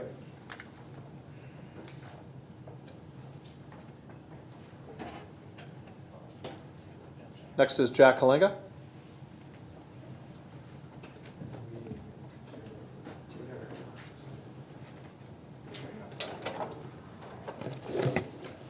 Thank you, Mr. Mayor, councillors, staff, the proponent, and As you see, it's important to the community because we have a lot of the community here. My name is Jack Halinga, and I live at 770 Highway 3. I think Lori Kleinsmith, in her presentation a little earlier, said that the social determinants of health, she had 14 items. I would like to add what, not to discredit what she said, the most important social determinant in the world is water. Water is the most precious and sought after commodity in the world, and more so for clean, potable water. So the decisions have to be made to keep what Ontario enjoys and the Niagara Peninsula enjoys, what Port Colborne rural residents enjoy, and extends into Wainfleet and Fort Erie. And this decision will extend outside of our community. The definition of environmentally sensitive areas, and I've got that here. From the Ontario Regulation 15304, area of natural significance means any of the following, and I'll jump to number 4, an area designated by a municipality in its official plan as environmentally significant, however expressed, including designations of areas as environmentally sensitive, as being of environmental concern, and as being ecologically significant. If you look at the city's official plan, and in the city's official plan, surface water and groundwater protection, which is page 87 of the city's official plan, development and site alteration shall only be permitted if it will not have negative impacts, including, item 2, the functions on groundwater recharge and discharge areas, comma, aquifers, and the Niagara Water Quality Protection Strategy. The Niagara Water Quality Protection Strategy has identified certain areas where the underlying aquifer is highly sensitive to potential contamination, and in these areas, a groundwater assessment completed by a licensed hydrogeologist will be required unless the proposed development will not utilize, possess, or generate the following. And if you go to the medium risk contaminants, Roman numeral 14, activities using regulated materials. And imported inert fill is a regulated material because it's under tested and tabled contaminants.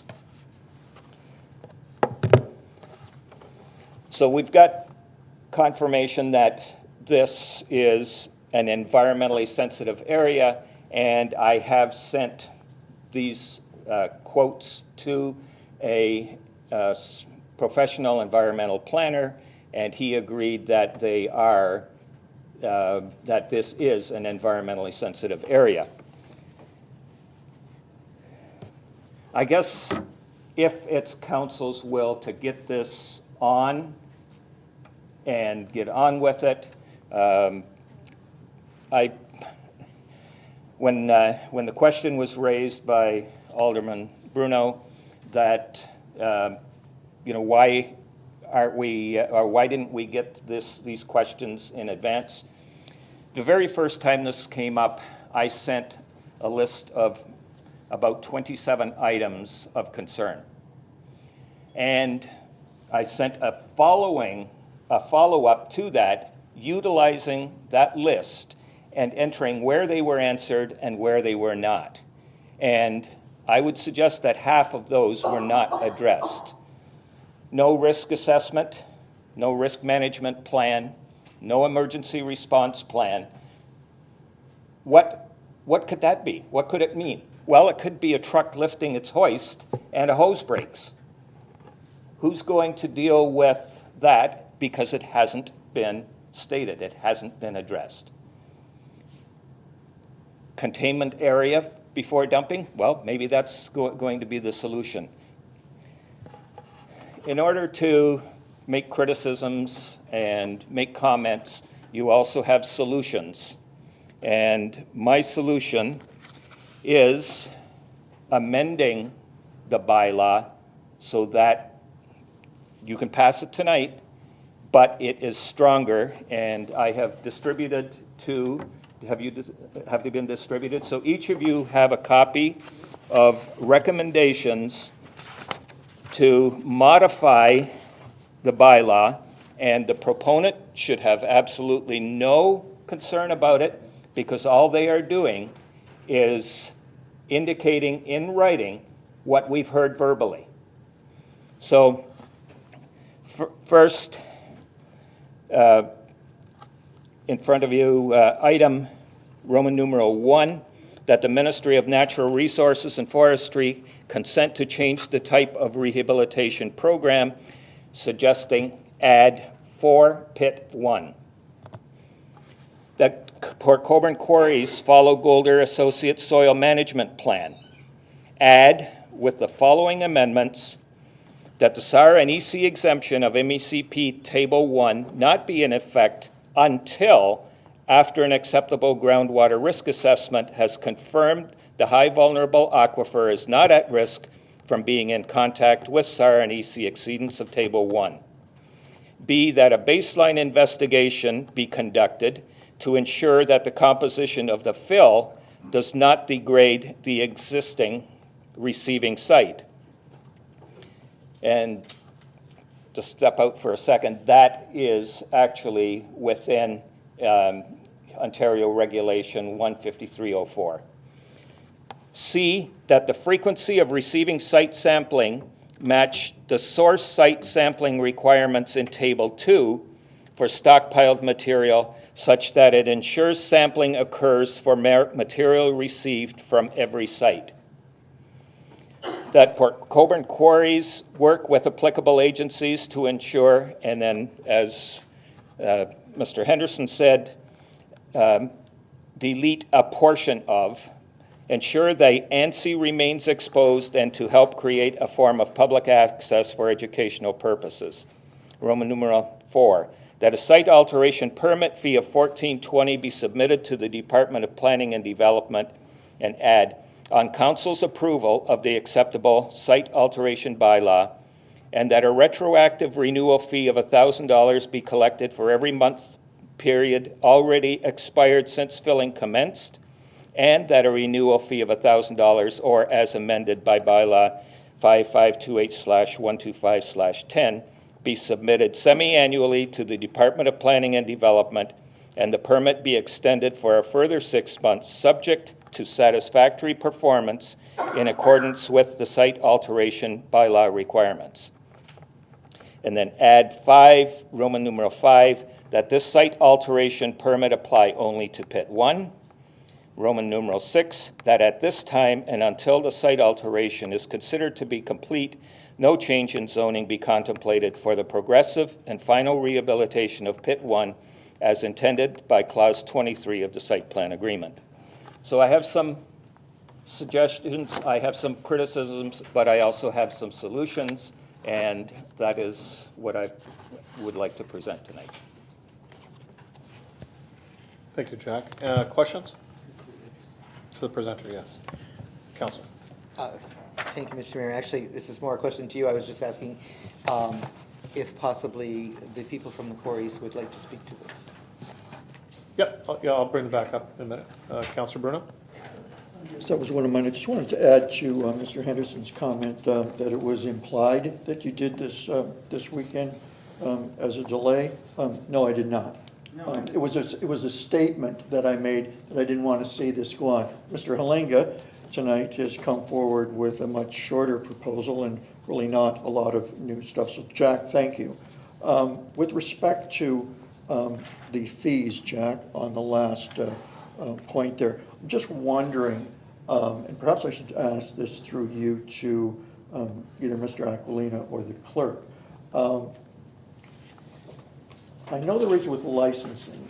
Is there a rationale between there has to be a justification for the fee, it's commensurate with the cost? Does that extend, Mr. Aquilina, to permits? Or is it just licensing with the city?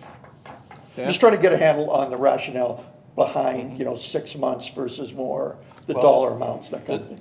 Dan, just, thanks. Through you, Mr. Mayor, to Councilor Bruno, if I understand the question, if that has to do with the actual permit fee that's under the site alteration bylaw? Yes. That is based on area that is covered.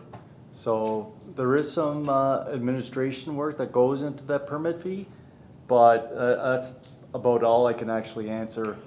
Maybe to round that out more, is there a limit on what that can be that has to be commensurate with cost? That's where I'm really going with that. I mean, you came up with that number, but is that based on your view of costs? Through Mr. Mayor to Councilor Bruno, what I did when I came up with the fee, I based it on area.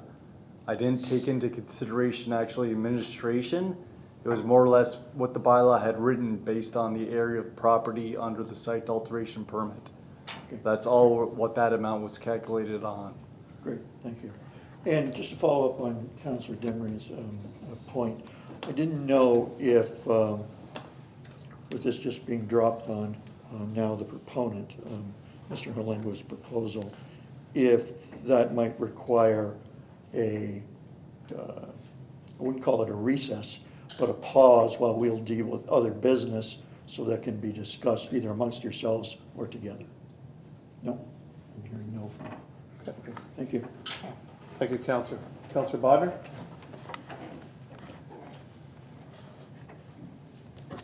Thank you, Mr. Mayor. Through you to the presenter. Jack, item C, just to be sure I understand that one, are you saying that loads that come to the quarry, even though they may have been an area sampled before and got the okay, that every load coming to the quarry needs to be sampled and set aside before it's distributed? Jack? No, I don't suggest that. As Mr. DeRoche described in their plan, they have a source site sampling program for stockpiled material. And when this material comes to the site, it can conceivably also be stockpiled before it's placed. And the recommendation is that it be sampled, since they have to sample anyway, that it be sampled randomly at the same frequency as it has been sampled at the source site. Mr. Mayor, so through you then, you think this will prevent, just because we're all familiar with situations that could happen recently, where the okay is given at a site that everything is good, to find out later when it has been deposited that it indeed was contaminated. So how do we, in your opinion, how do we get through that scenario? And will what you've proposed in C, will that pick up on that? Jack? It can't prevent it 100%, but it is a good step in the right direction towards random sampling rather than selective sampling. There have been instances where a site will have several areas that are sampled and designated differently, and part from the same site can go from one part of it but not another. And there have been instances where the contaminated site is actually, because the trucks are being shared between the two, it gets into a site and has to be identified there and sent away. And sometimes it's not picked up because the PIDs, the FIDs aren't being used in order to identify it, or it's identifying part of the load and not the part that has been contaminated. So a random sampling at that frequency will hopefully pick up the majority or all, but I can't. And I don't think that they would be prepared to say that it would either. Okay, I get that nothing's ever perfect, but we're trying to get as close as we can to, for myself, so I can look people in the eye, my friends and family that rely on well water, that I can say I did everything possible to ensure to the best of our ability that this is going to work. Just because we have people watching out there and they don't have this paper in front of them, down at the bottom, you said that a retroactive renewal fee of $1,000 be collected, and you said for every month, but really it's every 6-month period. So just so people watching pick up on that 6 months rather than every month. Yep, it's earlier. The retroactive renewal fee of $1,000 for every 6 months, and that a renewal fee of $1,000, or as amended, which is, it's in our site alteration bylaw. So this proposal is contradictory to the site alteration bylaw that we have in place. If I wanted to bring material onto my property because I'm so close to the rock and I want to build it up so that I can put houses with drains on there, I wouldn't be given a blanket single fee. I would have to, if it extends over 6 months, I would have to pay an additional $1,000 renewal fee because the bylaw says so. So this is just repeating what the bylaw already requires. Okay, and Jack, on that particular last paragraph there, the second to last one, I think it's a reasonable ask to extend it for 6 months, and then if satisfactory performance, if everybody's doing what everybody said they were going to do, and everybody's happy, then it just simply gets extended. So I don't think that's an unreasonable ask. So I'll wait to hear more from other councillors. Thank you. Thank you, Councillor. Councillor Cleland. Being new to this and not really knowing the whole area of the site plan, I just wondered, this $1,000 that we're asking for, I guess I look at it and look at all the different trucks that will be on the roads. Would this be money that could be used towards road repair, or anything that damage that was done from all the trucking that would be going to this site? Dan? Through Mr. Mayor to Councillor Kalalev. The fee under the site alteration bylaw, that fee applies to the actual permit. There's nothing in that fee itself that stipulates that that fee has to go towards road repair. If there's development charges that are collected, that would be something you could use for road repair, but that's under development through the development charges. Site alteration does not have a development charge to it, so there's nothing in the bylaw that says it has to be used towards road repair. Councillor Borgard? Through you, Mr. Mayor, to Mr. Aquilina. In recommendation number 3, it states that a portion of the ANSI remains exposed and to help create a form of public access for educational purposes. And Mr. Aquilina stated that, he recommended that we delete the a portion of. Is there a reason why that's there, as opposed to, why it says a portion of as opposed to all of? Thanks. Dan? That one there is just identifying where the ANSI area is on our official plan. So I can't comment that it's just a portion of. I know that there's a rock face that was of interest to the Ministry of Natural Resources. So whatever that portion was, that was to be left exposed through educational requirements and visitation to the site. So I did not want that portion of the rock face to be subject to fill being placed and covering it up. Counselor? Through you, Mr. Mayor, to Mr. Higlina? Sorry. Alinga, sorry. What are your, Jack, sorry. What are your thoughts to that response? Well, I think it's specific that it is the ANSI. Jack, so it's not. on again, please? Your microphone. Oh, thank you. That the ANSI portion of the face be left exposed. Not just a portion of the ANSI face, but the entire natural significant portion of the face be kept exposed. So it won't be the entire west face, it will be the ANSI significant portion. So just with that, Dan, it is talked about within the ministry's recommendation. They have in there exactly what that is. That's correct, Mr. Mayor. That's what I want to have left exposed. Okay. Whatever the natural significance is, it would be exposed. Okay, so with this report, speaking to that, we don't need to be making changes because it's in there with regards to what the ministry has said, correct? That's correct. Okay, just want to make sure that's. Ron, go ahead, straight mic off. Okay. Any questions to Jack? No. Yes? Then it's no.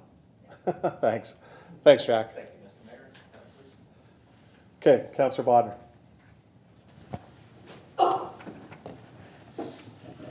Thank you, Mr. Mayor. Through you to Dan. Dan, we've seen some recommendations here, condensed version that Jack has brought forward.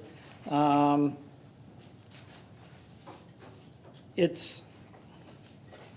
think they've got merit. I think it would help to wrap this up. How would we go about, like, we don't know whether the quarry has any appetite to even entertain these. So before I say the D word again, how do we get a consensus that this is even on the table? Would it be a meeting again with the quarry to come in, unless they're willing to stay tonight that they're good? Or if they say no, absolutely not, then we know where they stand. Councillor, so before you get into that, I think the proponent wants to make a statement with regards to that. Do you want to come forward? Thank you. No.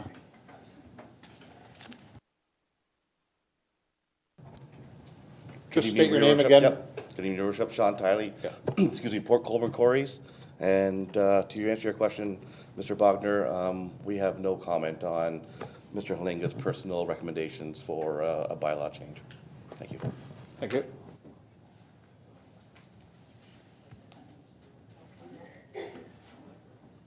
Okay. Questions? Frank, yeah? Through you, and just a general question, I don't know who can answer this one. You guys are gonna do your soil testing and stuff like that? Frank. Oh, sorry. It's all right. So, if you guys are gonna do your soil testing, is it gonna be done like on the quarry site by somebody, or does it go out and come back? Like, probably one of you guys can maybe answer that question, because you wonder, time is of an essence here, and, you don't wanna be dumped and later find out, right?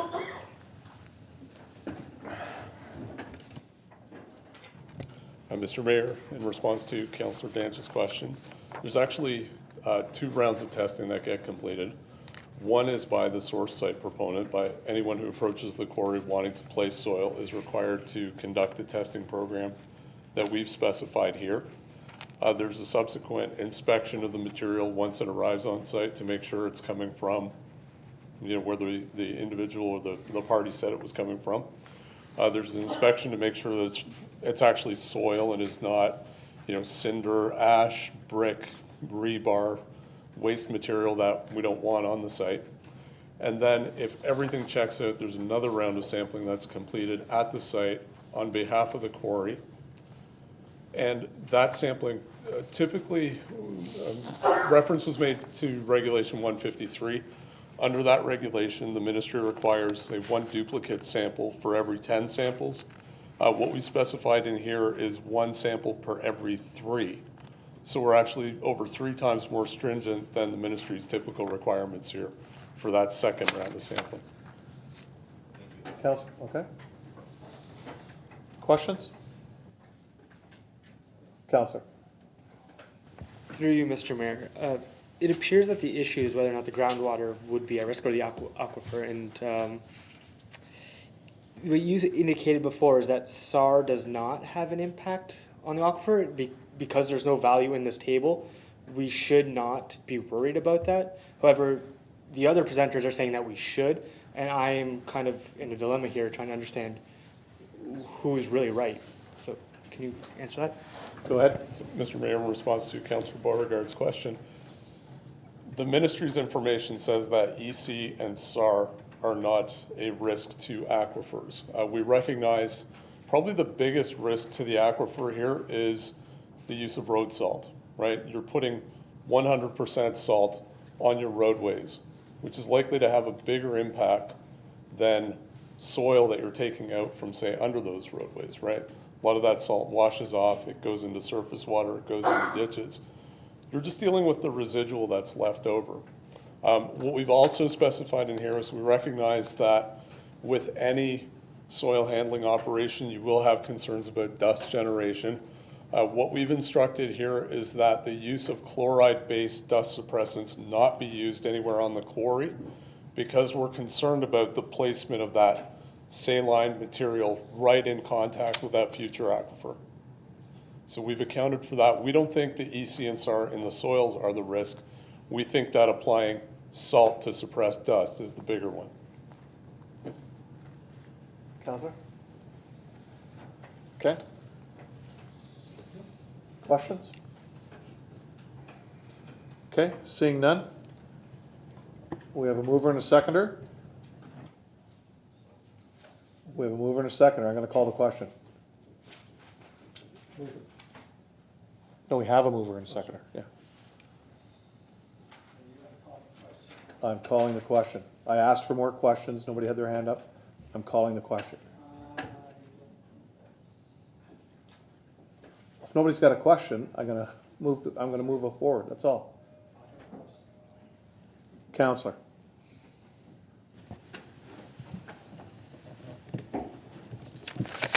So I'd like to see some of these recommendations in here.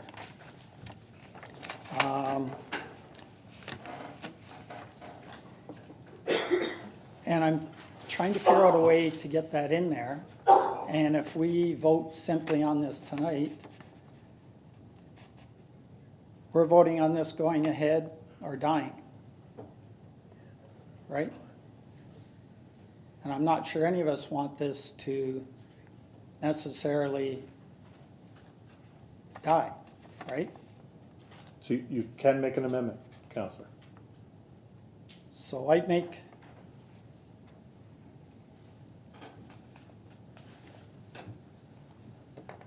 what I'm grappling with is how do we get these in there? Through amendment. The only way I can see, I'll make an amendment then that we include the recommendations that were brought forward and add this to the agreement as it stands.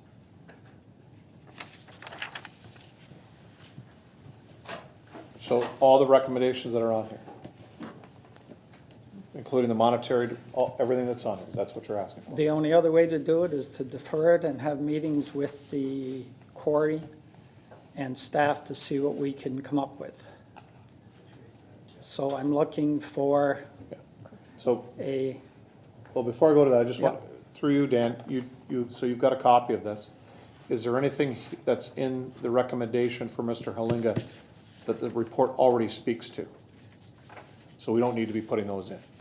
Through Mr. Mayor, this is the first time I've seen this list, so I'm not in a position to give council any advice. I would have to actually review it in detail. to then be able to say to council, yeah, okay, let's do it. I'm just not in a position, I'm not comfortable with saying that everything in here is fine, one way or the other. I'm not in a position to do that.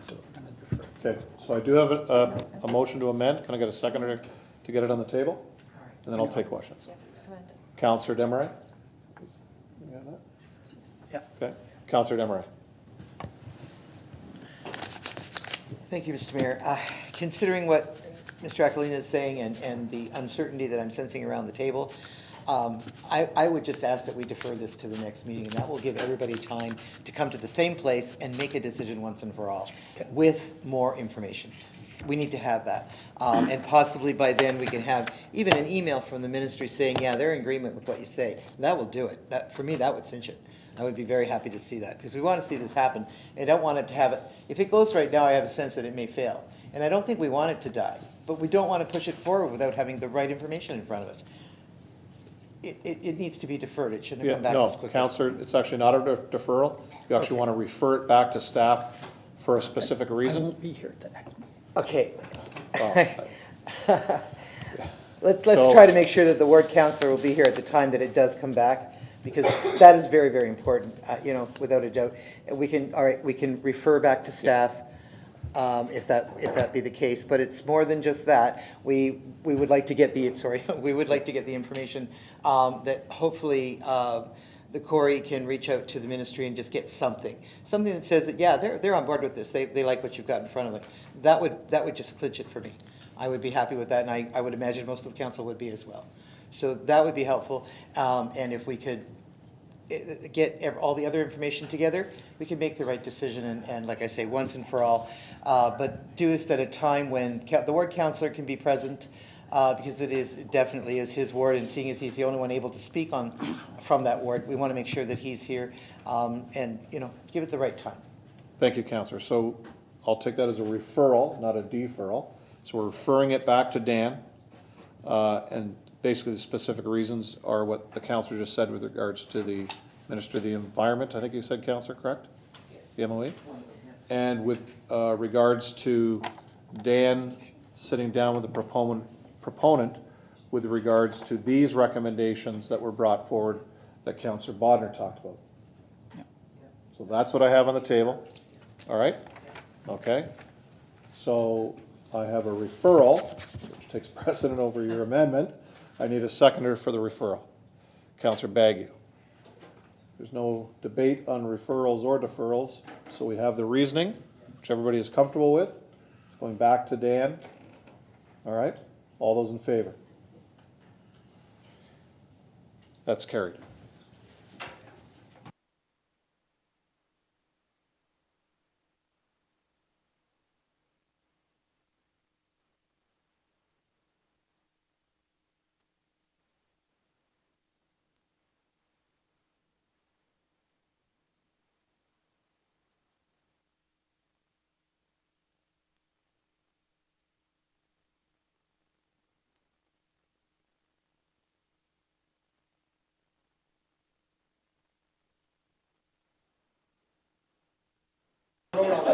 Okay, we're still in a meeting, guys. Guys, we're still in a meeting. Let's move forward here. Item number 4, Councillor Clailiff. I just wanted to bring up, oh, I'm sorry. Okay, I'm sorry. Corporate Services Department, Finance Division, Report 21937, Subject 219, Operating Capital Budget. Thank you, Councillor. I need a seconder. Councillor Desmarais. Councillor Clailiff. I just wanted to speak to this item simply. As a new councillor, I wondered on that first piece about confirming and approving with switching to the cash basis. I just wanted an understanding of that through you, Mr. Mayor, to Mr. Sinnes. I wondered how that...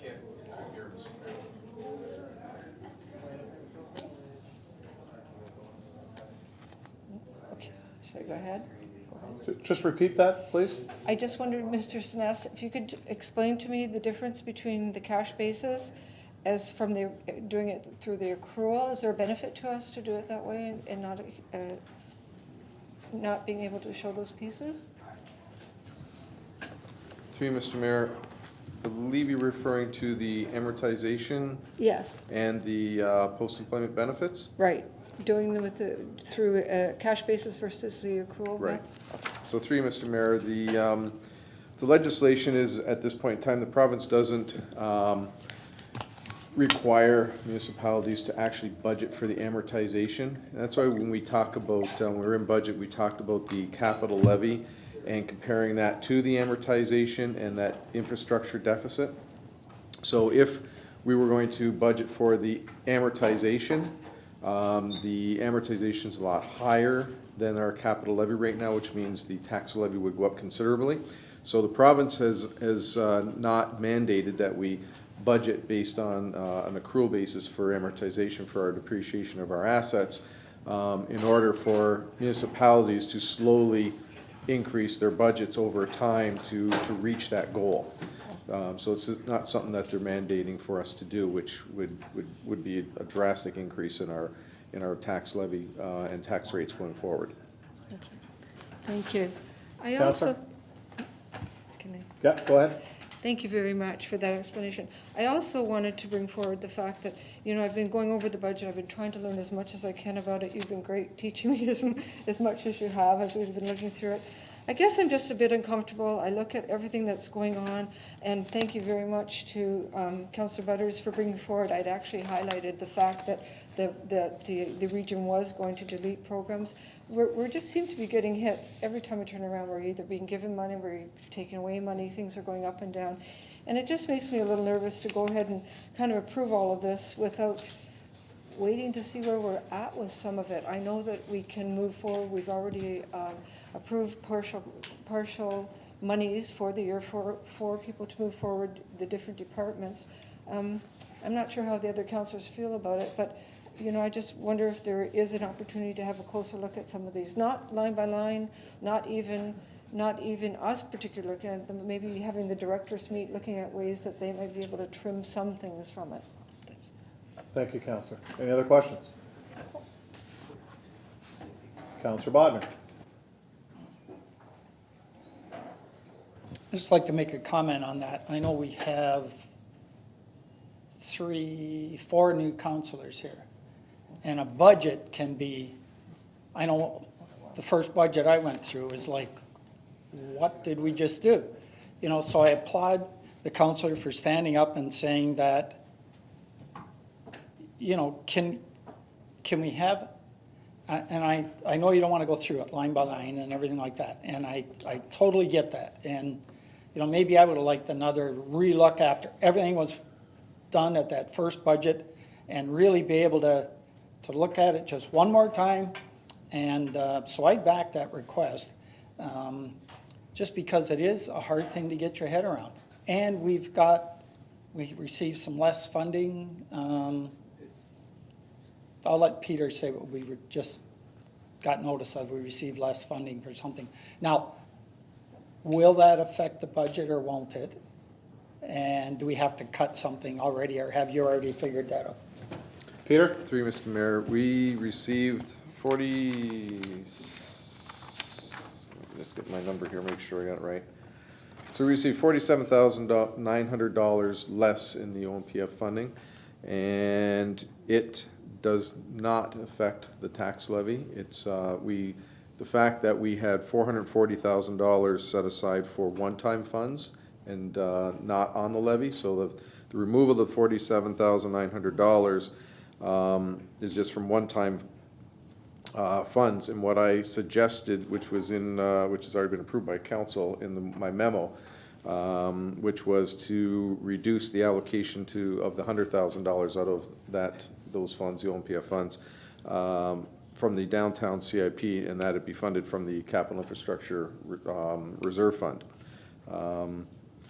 I would probably bring back to council state that there's an additional source of fund that instead of taking it from the capital infrastructure reserve fund, which is our $6.2 million, that there are some funds that were not totally spent in 2018 of the federal gas tax money, and we could use those dollars to supplement that. So to answer your question, no, it's not affecting the tax levy by the reduction this year. We don't know what's going to happen next year, but for this year, there's no effect to that. Councillor, thank you. Councillor Demery? Thank you, Mr. Mayor. Through you to Peter. Peter, is there a date that the province requires us to have this budget done by? Through you, Mr. Mayor, there's no specific date, but staff are waiting. There's a number of items in the budget, especially on the capital side, that staff are waiting for the budget to be approved so that we can move forward on a number of the projects that are being proposed. Also, those projects may not be done just because of timing. So we normally, in the past, have always had a budget done by the end of March so that we can get moving on a number of the projects and on the operations, and if we're hiring more new staff, to get that underway. So I think it is very important that we do get a budget passed. The longer we wait, the longer staff have to wait for doing things, which, as you know, costs do go up as we wait longer. So it's to our best interest to get a budget done as soon as possible. And the fact that we do tax bills in June, we need a budget now. We just have to wait for the region to come forward with their tax policies, which is coming in the next couple weeks. And therefore, we would then be bringing back a report to council with regard to the actual tax rates for education region and ours, in order to prepare the bills. We have to have the bills out by the beginning of June. So our time frame, although it seems we got a couple months, but we really don't. Thank you, Peter. Councillor? Councillor Bruno? Thank you, Worship. Like Councillor Bodner, I feel compelled to first-year councillors to have that opportunity to understand that more. But I was wondering if the councillor had a number, or in the time between the last meeting, that she's come up with some ideas to reduce that. If there's an ideal number, you have you're concerned about the levy, I understand that, but did you have any suggestions? Councillor? I can go through this like any of us, and you can pick out things that you think that we're spending too much money on. But in all honesty, do I know unless I ask specifically line by line? And I think that that's not really being fair to the staff. I think that the directors should be the ones. I would really like to see them almost work as a group and work together. And some of the departments came in at 2%, 3%, I think, some of the raises. Some of them were much higher.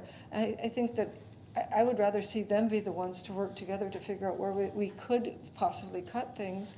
I guess I was told that there weren't any questions raised at that particular meeting. I've only missed one meeting this whole year since I've been in, and it happened to be that one budget meeting, unfortunately. And to not even ask the questions, I have a hard time to look any citizens in Port Colborne in the face and say, we didn't even ask a question. We just accepted the budget. Even though I wasn't here, I'm responsible because I'm part of this council. And I just find it very difficult to not even be able to say, you know, we didn't take anything back, we never sent it back, we didn't ask for efficiencies. There's no cuts in this. There's nowhere that we're seeing any savings. Everything is all, we need more money. And I understand prices go up, everything goes up. But at the end of the day, I guess, you know, I'm a proponent of you trying not to spend more money than you have coming in. And I really believe that there could be some efficiencies found here. And, you know, personally, I think that we need to take a hard look at it. Again, being new to all of this, you know, I think that we have time. I understand staff wanting to get going and do things. But at the end of the day, we're the ones that have to, like you've often said, Mayor Steele, you know, the ball drops here. We're the ones that hold it, and at the end of the day, we're the ones that are accountable to the people.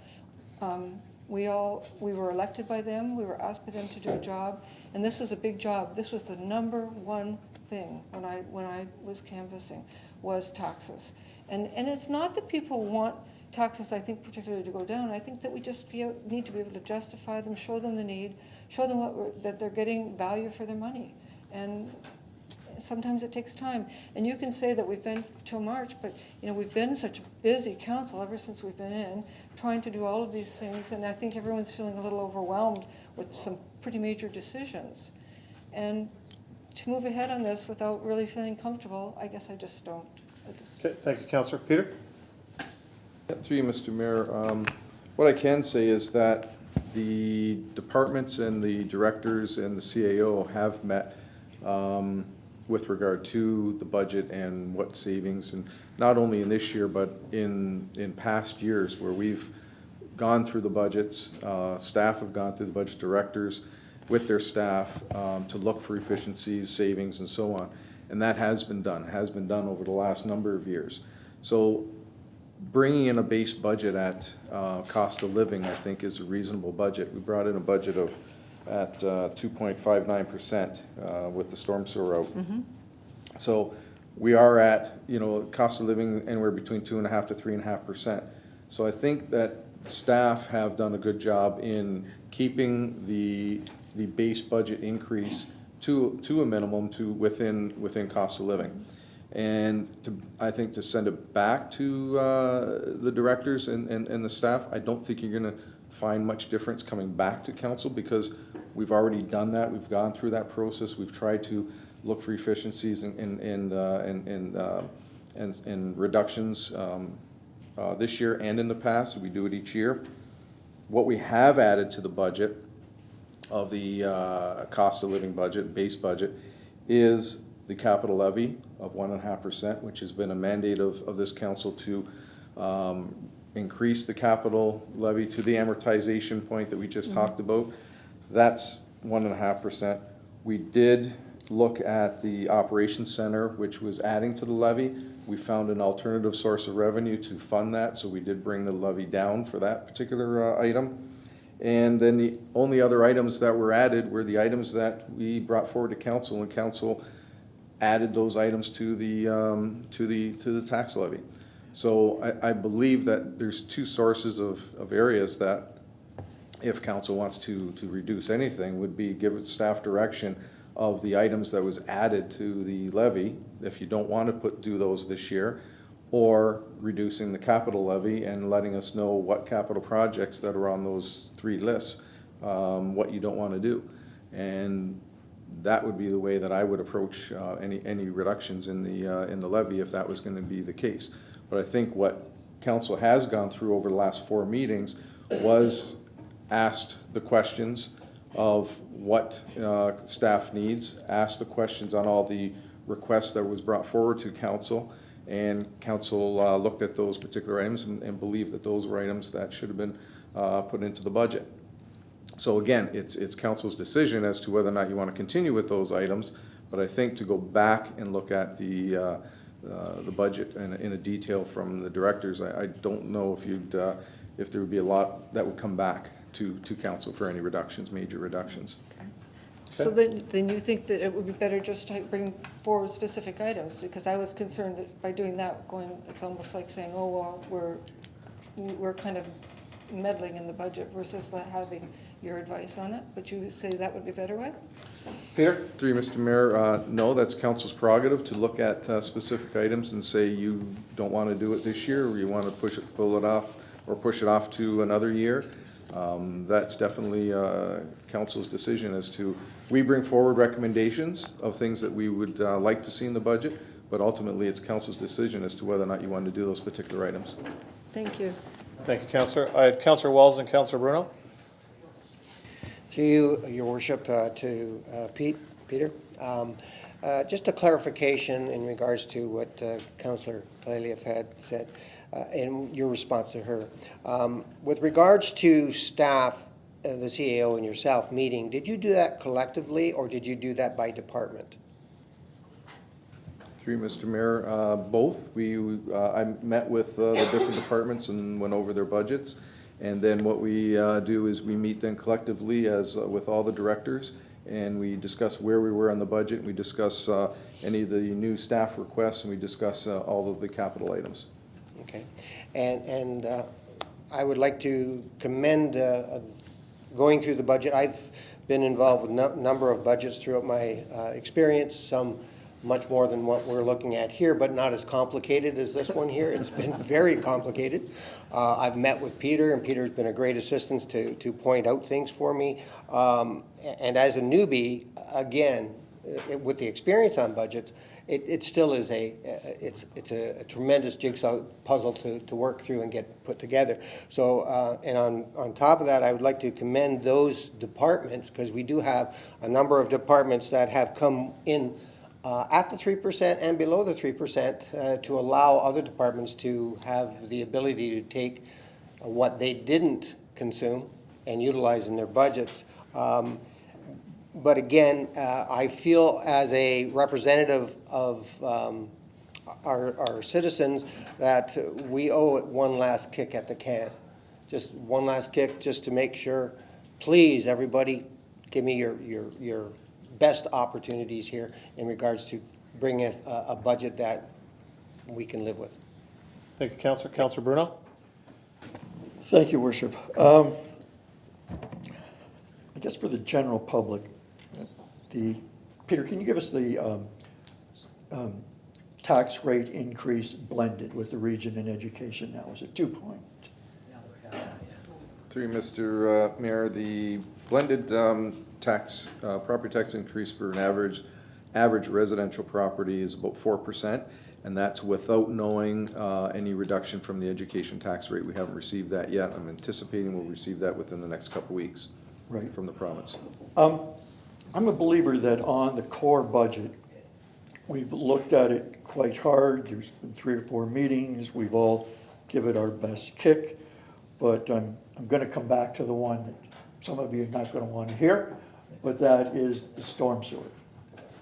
Now, the reason I come back to it is that I wouldn't say it's disingenuous, but it is true that in years gone by, when you did a storm sewer, Nickel Street in this case, that is $300,000. That would be part of the levy. So it wouldn't be the 4%, it'd be the 4% whatever $300,000 is. We took $185,000 out of the budget, which would have been like another % on the budget.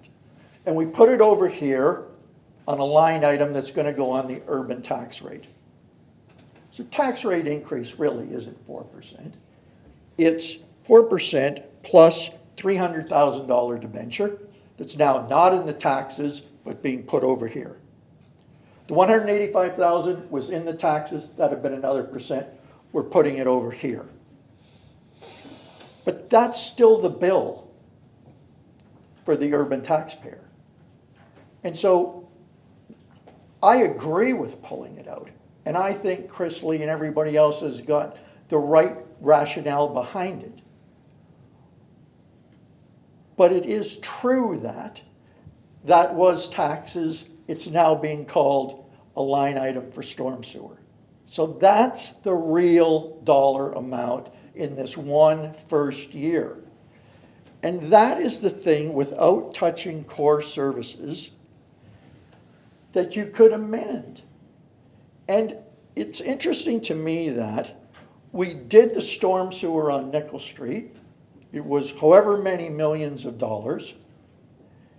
We set the debenture, and now we're paying for it. Now, I understand why people want to build a reserve to do that. But the reality, as I've said, is that there is no storm sewer on the books to be done. There's no plans drawn. There's no tenders being let. So you've got in excess, so that $100 incorporates $300,000 for Nickel Street. Have to do it, done deal, can't change that. $185,425, have to do it, done that, it's to maintain the current. But the lift beyond that is $255,000, which is like probably 1.25%. It's nice to build that reserve, but it does not have to be done in 2019. And if you want to build a storm sewer, I would argue that you should charge it to the people who are going to be using it. So if you build this in, like you did with the $300,000 for Welland and Nickel Street. So either delay for 1 year when you've got close to a $200 tax increase. You're going to help the commercial areas because, as you've said, Councillor, Caleb, that has a different number than you originally thought. And we won't have missed a step other than putting 1 year's money aside. I know it's a broken record to say we didn't do it for 30 years. I'm asking not to do it for the 31st year, but I am asking that because this is a transcendental year. You've got the region who, God bless them, has been able to do pretty well over the last number of years in helping us lower the rate because of their average in assessment. But for what's happened in the last 4 years, those reserves are gone. This is, we're starting a new thing on the urban storm sewer. I just see that to take a half a step back of not building that reserve, and I don't know, next year there could be more surprises. But at the end of the day, in theory, if there were more surprises next year and we're faced with this again, you still don't have to do the storm sewer reserve because you still haven't designed a project, you still haven't tendered one, let alone build it and then go for the debenture.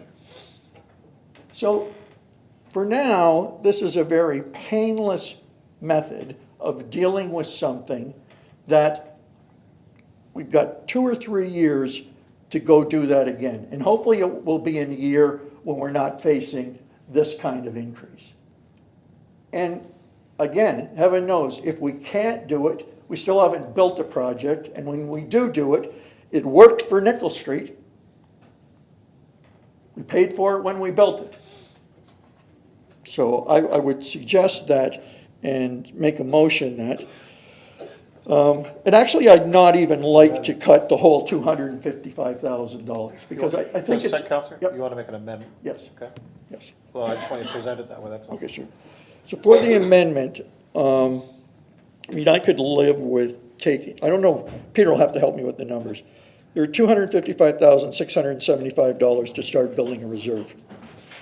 So I'd like to knock the combined tax rate storm sewer levy by 1%. So that's 171,000 in that neighborhood. So whatever 255,675 is minus the equivalent of a 1% increase, which I think is 171, you'd still have started a reserve of $80,000. Does that make sense, what I've asked? Peter? Through you, Mr. Mayor. Right now, the $300,000 for the storm debenture and the $185,000 is for the maintenance of storm is $485,000. Currently, that's not on the levy. It's, as you know, it's a separate, going to be a separate amount. That $485,000 is equivalent to about 2.8% of if it was on the tax levy. Right. So leave it there because you got to leave it there. So if you're going to do a storm sewer, you got to leave it on that side of it. It's a matter of if we're going to collect $485,000 or we're going to collect the $740,000. If you're only collecting the $485,000, obviously we'd have to do the recalculations of the fees in order to come up with the $485,000. With that said, that's, whether, I can't remember what we did those calculations the last budget meeting. But that's what you'd be looking at. You'd be looking at $485,000. Whether that's $50, $75 right. to the average homeowner, I'd have to work with those numbers again. But you'd have your 4% increase, which is on the tax levy, which is equivalent to about $124. And again, it depends on your assessed value. Yep. If you have a lower assessment, then the increase is going to be less than the $124. If you have a higher assessment, it's going to be more.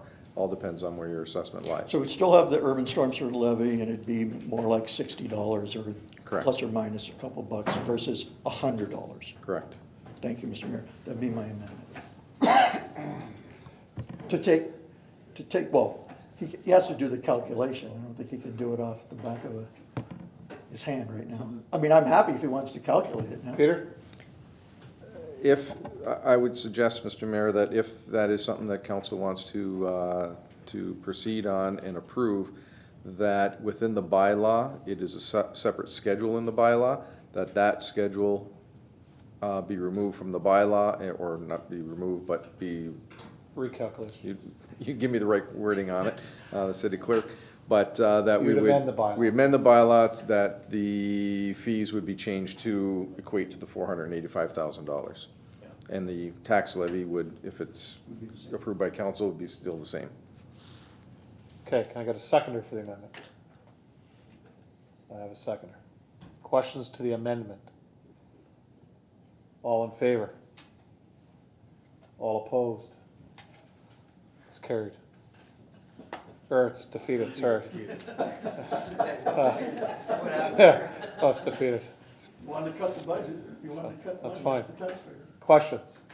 Gotta do it. Further questions? Counselor? Thank you, Mr. Mayor. On the matter of voting for the budget, I would like to make sure that that is a recorded vote. I know that happens in the That's next next, session, but I yeah. just want to make sure Yeah, that I know bring that up in council, please. Thank you. That's fine. Councilor Baggy? Thank you, Mr. Mayor. Get my papers here. I agree with Councilor Wells on this. I would like one more kick in the can. This is my first budget. It is a lot of intimidation by everyone and everywhere. And I don't think we've saved enough money. We've done a great job, example, on the maintenance survey of all the properties, but we don't have to do everything in 1 year. And I'd like to take a look at the budget. There's monies to be saved, and I still don't like the $330,000 fire memorial, to be honest with you. So basically, I will not vote for this budget. It's fine. Counselor? Through you, Mr. Mayor, I like to agree with Councillor Bagu and Councillor Wells. This is my first time as well dealing with this budget, and the first couple meetings, I really was lost, and it took until later on to actually get a full understanding, and by then it was almost too late, and now I kind of developed my opinion on what should happen, and so I too would like to get another kick at the can to give it, yeah, that last kick. Thanks. Okay. Counselor?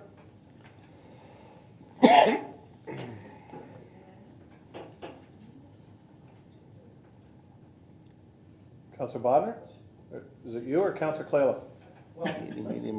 You had your hand up, so. Okay, so just a statement, I'll let Councillor Clayliff speak for herself and do whatever. So what are we voting on? Another? We're not voting, we're voting on the budget as At the presented. budget. So if it. Amendment is done. Right. Gary's amendment was defeated. We're gonna, our next vote, if that's where we go, is on the motion as presented by staff tonight. Okay, so if that's turned down, if the budget is turned down, or an amendment is made, no, okay, I'll let the councillor figure that one out. Sorry, so just a general statement for the new people on council and some of us that have been around.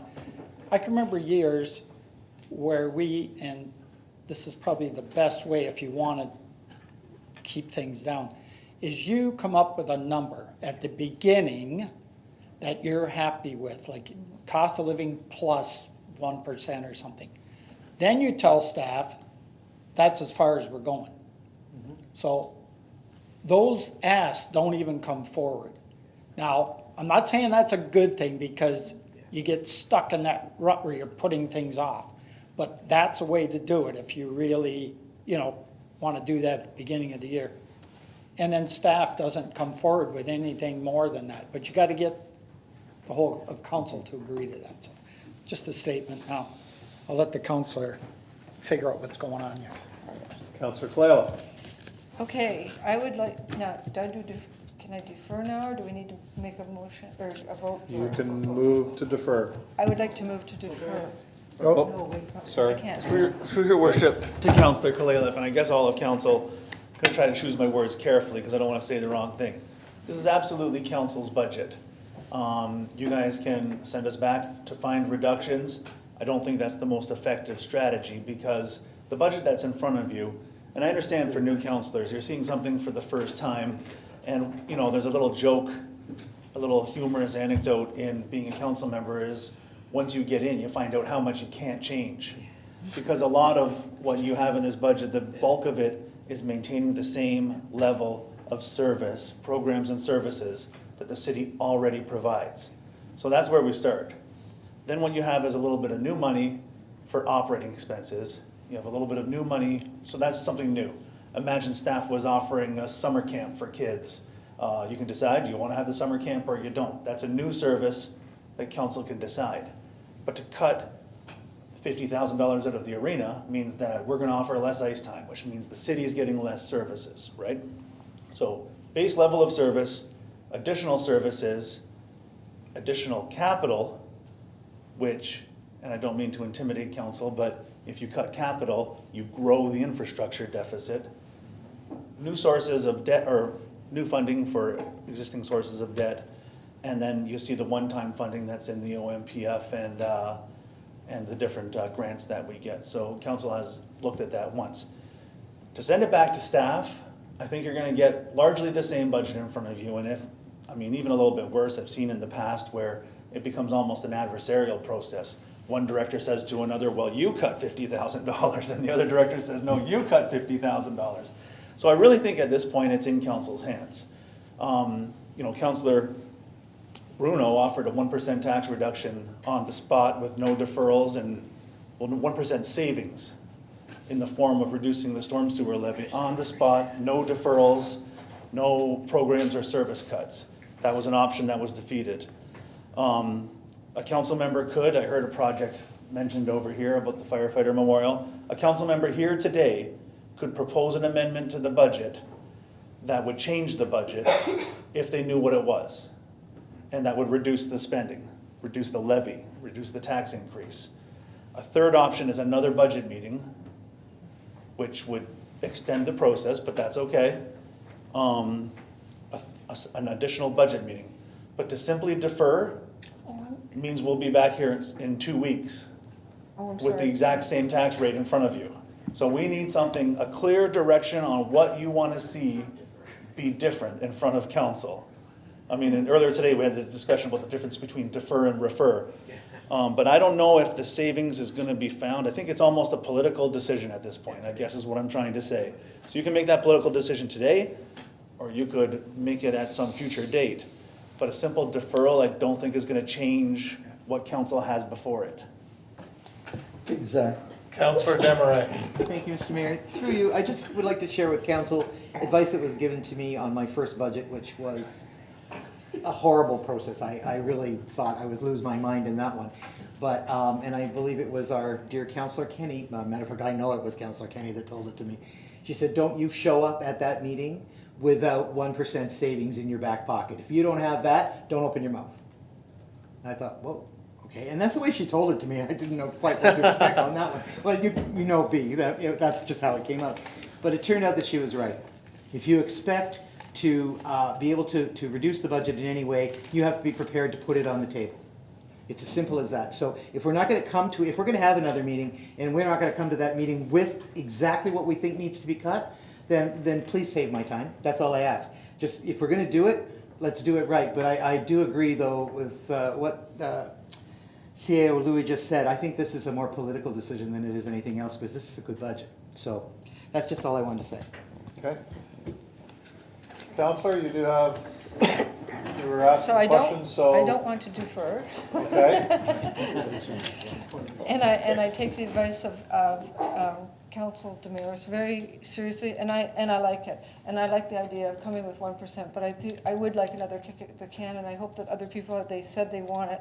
And I think we do need to, then if that's what you're asking, for us to come and actually bring items. I've heard items put forward, but I'm not sure because with some of them, different people have different ideas about what it should be.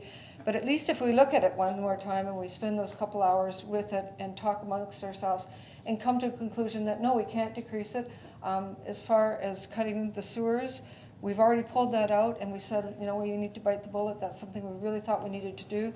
But truly people are looking at it as another tax piece. We're looking at our water rates have just gone up. We're looking at all the electrical work we need to do. There's things that we must do. So I guess it is time to look at what needs what we must do versus what we want to do. And if we can't bring it down, then at least we've had that secondary discussion and we realize it. Right now, I'm not sure if I really feel confident that we can't make any savings. So therefore, I would like to, is it refer the word I want to do? Refer it back to council to have one final budget meeting. So I think through your worship to Councillor Kalaliff, that might be supported, it might be defeated, and maybe the budget gets approved even though you've made that motion and it's been defeated. I would suggest probably that the motion you want to make isn't to refer or defer, it's that we hold another budget meeting. I think if you get a mover and well, you'll be the mover. If you get a seconder for an additional budget meeting and 5 or more votes, then we'll set about the task of finding a date for that budget meeting. I mean, maybe it's a week from today on April 1st, if it's April Fool's Day. No, I mean, that's a Monday that we don't have a council meeting, right? This has got to get done. I'm going to be away, and I think a couple of the other councillors are away next Monday as well. I would like to make a motion then that we have another budget meeting, one final budget meeting. Councillor, I have no issue with that, but we need a timeline. I'm sorry. So we need a timeline. Oh, that we hold it, I know April 8th is our next, April the 15th, April 15th, can we do it that week? That's an in-between week? That's the way we were proposing to have the 10-year water budget that day. April 22nd? Oh, that's the council meeting. Yeah. You gotta remember. So in between, could we have? You can have it any other night of the week if you want. Yeah, I was gonna say, it doesn't have to be a Monday evening then. So why don't we do it then, what nights are better? Tuesdays, Wednesdays, everyone's got meetings going on. Should we make it a Thursday? What about the 3rd of April? I will be gone. I'm gone for a week, starting this week till next week. 1 week. April the, what, 3rd? I won't be back. We can't. What about the week of the 8th? That's the week, the 9th? Can we do the 9th, the 10th? Well, the 9th is Committee of Adjustment. 11th? I'm not here the 10th. 12th? Hey, I'm just going through. You have the region on the 11th.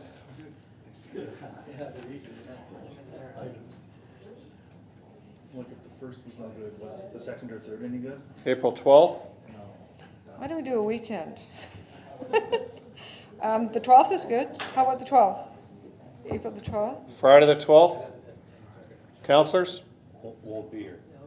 How about the See, 11th? Councillor, that's the issue with this, is that. Did you say the 12th? Yeah, you're. No. No, the 12th is a Friday. It's a Friday, we definitely don't. Oh, I'm in the wrong month. Yeah, it's fine. What about coming in at 5 on that date? We can't do the 9th? That's a Friday night. The 9th is a Tuesday? Hey, I'm trying to get a date here that everybody is here. I mean, that's the issue you're gonna find, is Everybody's that not everybody can attend. So, I mean, everybody's gonna have to realize what's going on here. I understand, I agree with you. We've been to a number of meetings, this is almost April the 1st. Peter's already stressed that we do need a budget, so Can we just say April the 9th and then who's here is here? April the 9th is Committee of Adjustment, Councillor. The 10th? You wanna do 4 o'clock on the 8th? Sure. Come in prior to a council meeting. You're back by the 8th? I'll be back on the 5th. Councillor Bodner's gone.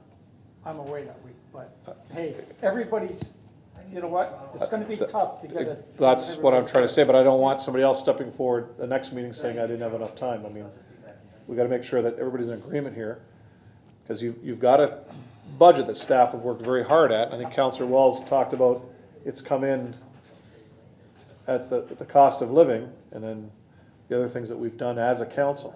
Now, we've bantered around a number of issues to take off the table, to put back on the table. They've been taken off the table. They've been put back on the table. Things have been taken out and put back in. So we've gone around the horseshoe a lot of times here. What about the 10th? Ladies and Can we gentlemen. do the 10th? That's the one.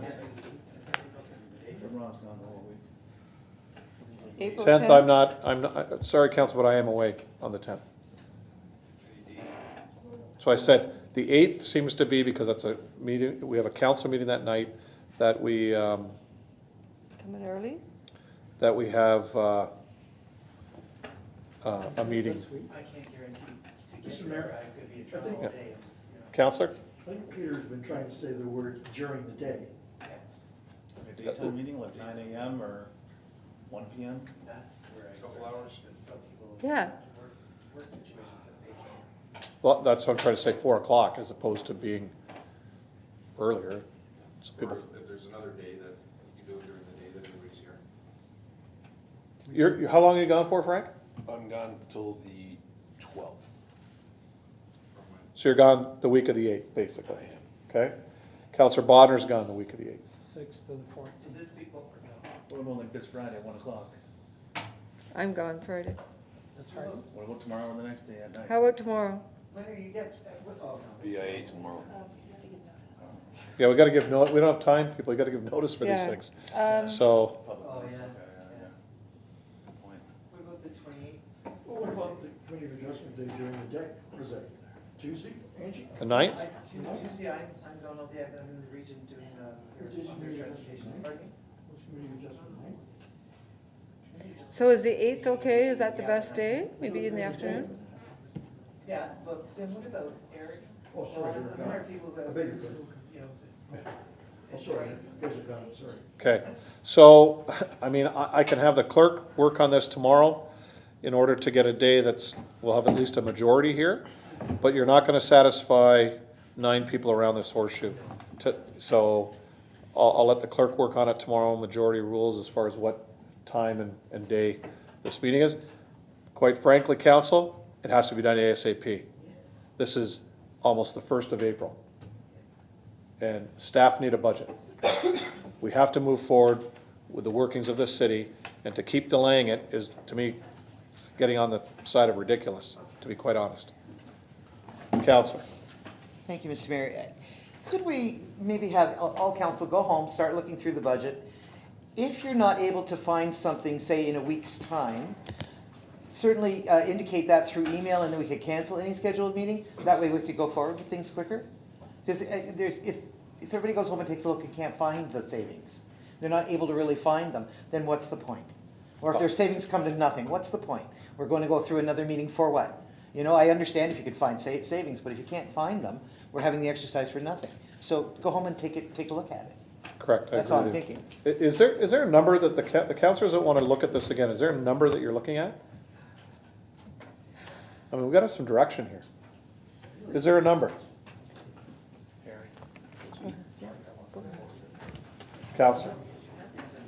Well, we had a couple things we were talking about, you know. Council. One of them was the firefighter memorial, like, you know, that was $30,000, you know. Do we need to spend 30 grand on a firefighter memorial? I mean, there's a pretty nice one up in Gravenhurst.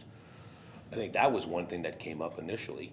But really what I'm going at, 30,000 isn't, it's not really gonna touch your budget at all. You've gotta talk in percentages. So if you look at a percent, Peter, percent is 178,000? So you gotta find 170,000 if you're gonna make a dent in your budget. That's what you're looking at here, is approximately 1%.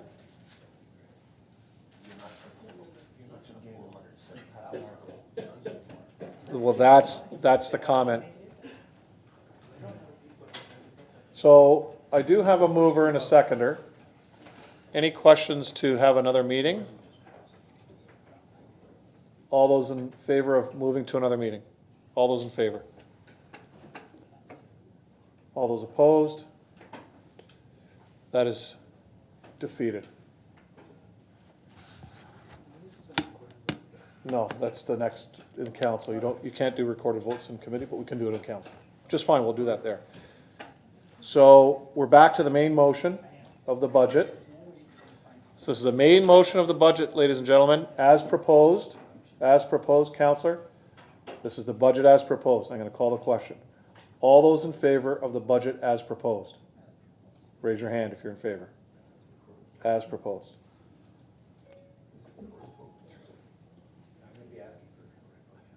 Yeah. All those opposed to the budget?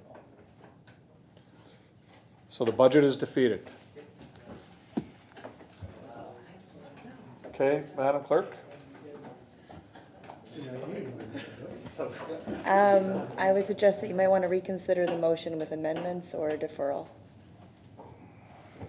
You can't defeat a budget, I'm sorry, but. CAO? I mean, it's what does.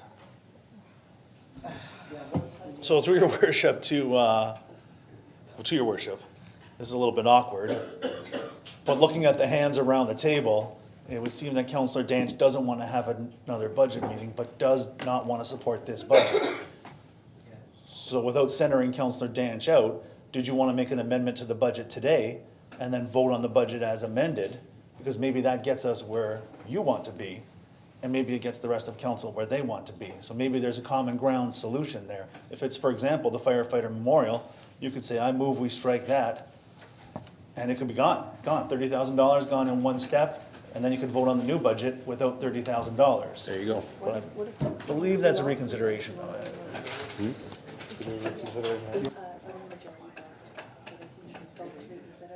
Okay, so, councillors, we can have a vote. If the majority votes to reconsider this, we can throw it back on the floor in committee, so we have something to take to council. Yeah, so to reconsider, all those in favor? Oh, sorry, yes. Mover and seconder, Councillor Borgard, Councillor Danch. They were the majority. They were in the majority, yeah. Okay, so to reconsider in the committee portion, all those in favor? We're reconsidering the budget back. If you want to make changes, then we can at least vote on a budget this evening, ladies and gentlemen. All those in favor? That's carried, okay. So now the budget is back on the floor, thank you. Councillor Danch. I'd like to make an amendment that we get rid of the 30,000 for that firefighter memorial at Station 1. Okay, seconder for that? Councillor Beauregard, any questions? Is to get rid of the $30,000 firefighters memorial out of the budget.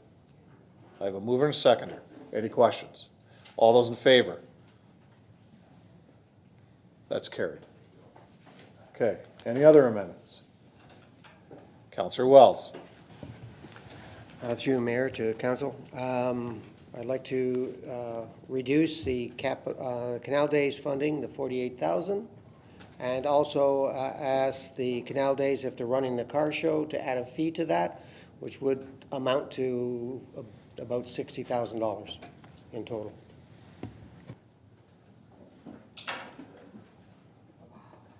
So, through your worship to Councillor Wells, I apologize. I did allow the Director of Community and Economic Development to go home because I didn't know that there would be any other items on the agenda pertaining to her department.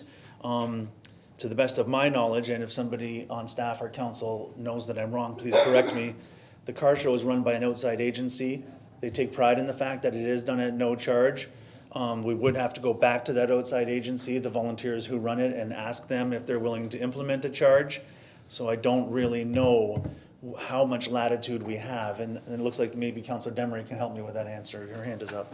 Councillor Demery. Thank you, Mr. Mayor. Having sat on the Canal Days Committee for close to 20 years, I can tell you for certain that the car show is probably one of the best friends to the Canal Days Festival that we could possibly ever have. They come with no encumbrances at all. They pay their own freight. They take care of all of their own needs. The only thing we do is we market them. That's all that we do. They are already put at risk because they have been moved and put into an area that requires a lot of infrastructure that isn't there. And I think that if we went forward with this, all that would end up happening is we'd lose the car show. And that's a big piece of Canal Days. Yeah, and it is being moved this year to a location that they really like. So it's going to the Valet Health and Wellness Center, TA Landing Complex. So they came to us and we were fine with that. Staff was fine with it, so we were fine there. So they are self-sustaining. They do not cost us anything, Councillor, just so you know. Yes, Councillor.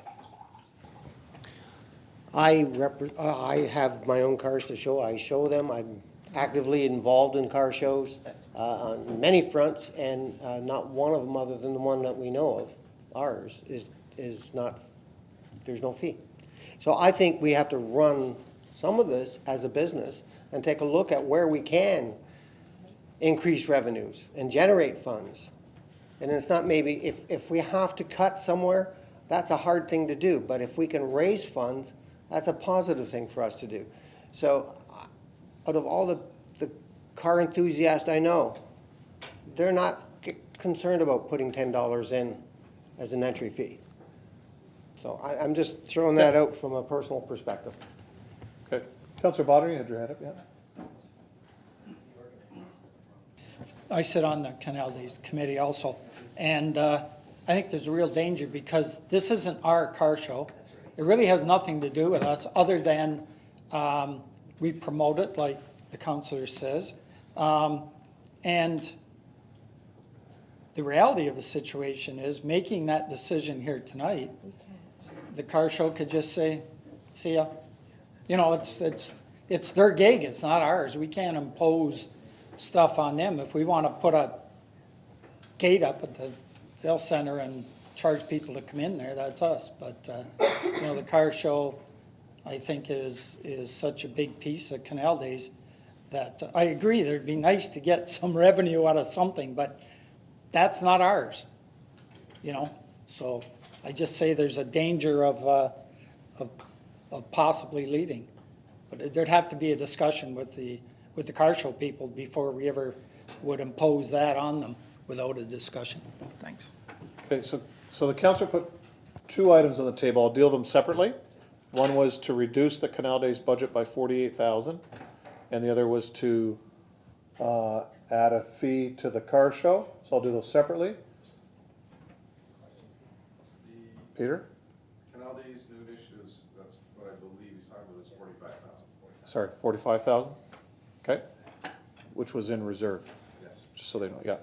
Okay.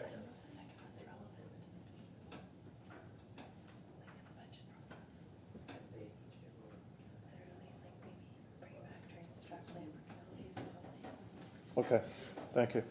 Madam Clerk has just handed me a note with regards to the car show issue that really is not a part of the budget. So it can be brought to strat planning and to the Canal Days Committee to go to the Canal Days car show people. But it really isn't, it's not, there isn't anything in the budget with regards to it. So I have no issue by taking it to the strat planning and to the Canal Days Committee. But Madam Clerk says it really can't go on the table. To you, Mayor, I agree with that. I understand that. But what I'm emphasizing here is there are avenues to create revenues or create cuts that have not been looked at, in my view, with regards to this budget. And looking at trying to find those, we tried to do that tonight as an immediate through. We heard that a memorial. So I'm just throwing my comments in regards to what I think we need to do. Okay, Councillor, to these 2 points? To the cut of the Canal Days budget and the car show? No? Okay, to those two? Okay, so I'm gonna deal with them separately. First is to the car show. Do we charge the car show? Pardon? Is there an amount, Councillor, that you want to put in? Yes, $10 per car. Okay. Peter? Through you, Mr. Mayor, if you're looking at revenue, which would then reduce the levy, I need to know the actual dollar amount that you'd be proposing that we would actually collect. And again, it also depends on how many cars you get in. So is it 40,000, 50,000, whatever it may be? I don't know how many cars we get in, sometimes 5, sometimes 700 cars. Last year was around 300 cars. So you're looking at, if it's $10 a car, $3,000. $3,000. Or sorry, 3,000, yeah. Yeah, which makes no dent in the budget. So your bottom limit's 3, your top limit's probably 7,500, because they've had as many as 750 at the park. So this venue gives them the opportunity to actually grow from last year. Counselor, on that? 2 years ago, we turned cars away. We were at 700 cars, and we turned cars away. We could have broken 1,000. But last year, we did change the venue, and I can tell you, if that same venue was used, you would have maybe 200 cars. Yeah, that's why they came to us for an ask. So I'll use what they had last year, because we have to use a number for the budget. So that's, if at $10 per car, and they had approximately 300 cars last year, so that's $3,000. I'll put that there just so we can start with the number. If it grows, it grows. It's like any other revenue. So all those in favor of charging it, oh, sorry, seconder for that? Counselor Kalaleff? Okay. All in favor of charging at the car show? All in favor? All opposed? So that's defeated. You have the $45,000 reserve for Canal Days. To remove that, I have a mover, Councillor Wells, seconder. Seconder. Councillor Kalaleff. You had a question? I actually wanted to speak to it, but I think Councillor Wells. Probably has a priority. No. You already have. Counselor? Thank you, Mr. Mayor, through you. As I just want a little bit of clarification on these funds. This $45,000 is being set aside and put in a reserve. It's not accessible to the Canal Day staff until they come to council with this specific initiative, and then the money would be voted on by council and released maybe at that time, correct? Correct. Just, okay, that's all I wanted to know. Okay. Okay, questions? Counselor? I feel very badly. This is not how I wanted this to go forward. This is, to me, this is a really poor way what we're doing right now. This is not, we need to look at the budget and look at things specifically. Everyone's just trying to remember from memory, and it's very, very difficult. And, you know, to get to 170,000 or the 1%, or to try to cut the other things that we're doing, it was not my intent at all. And I'm not sure that it's a good exercise. It's not a good way to go forward. And, you know, I think that if we can't find a Just, meeting- I know it's a statement, but can you stick to the motion that's on the floor, please?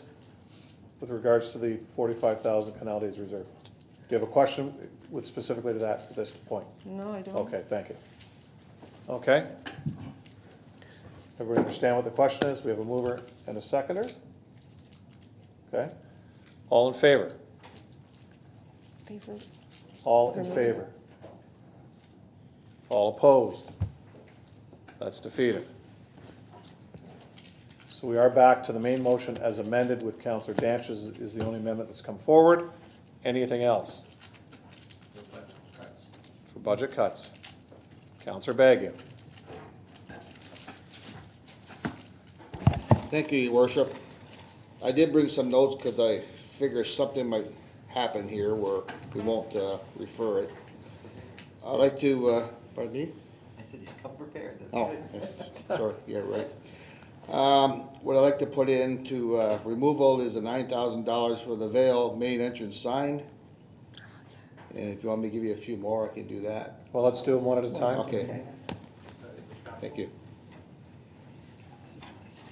Peter? Just 30 seconds. Just want to ensure that that's in the capital, if that's in the capital levy, then it would actually reduce the levy.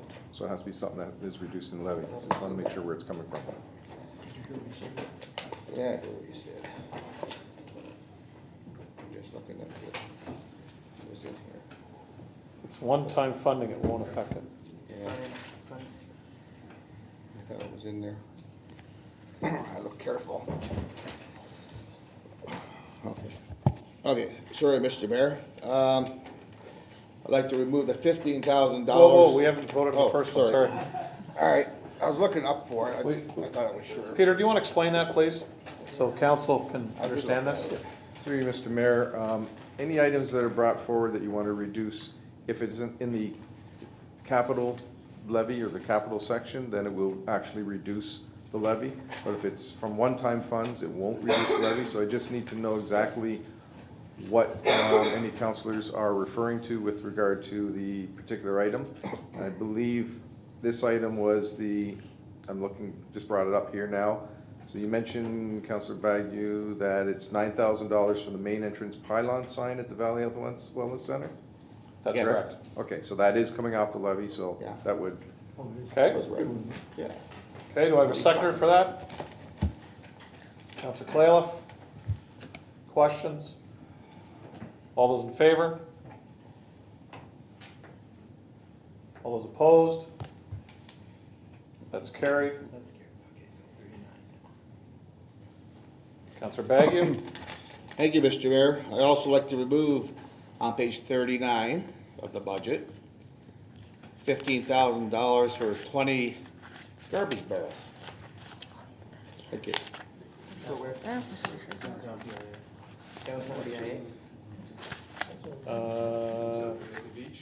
No, No, I think it's in the downtown area. We're done. downtown BIA? Is that BIA funding? No, it's city Nope. line. City It's money? levy. Okay. 15,000? Yeah, for 20 barrels.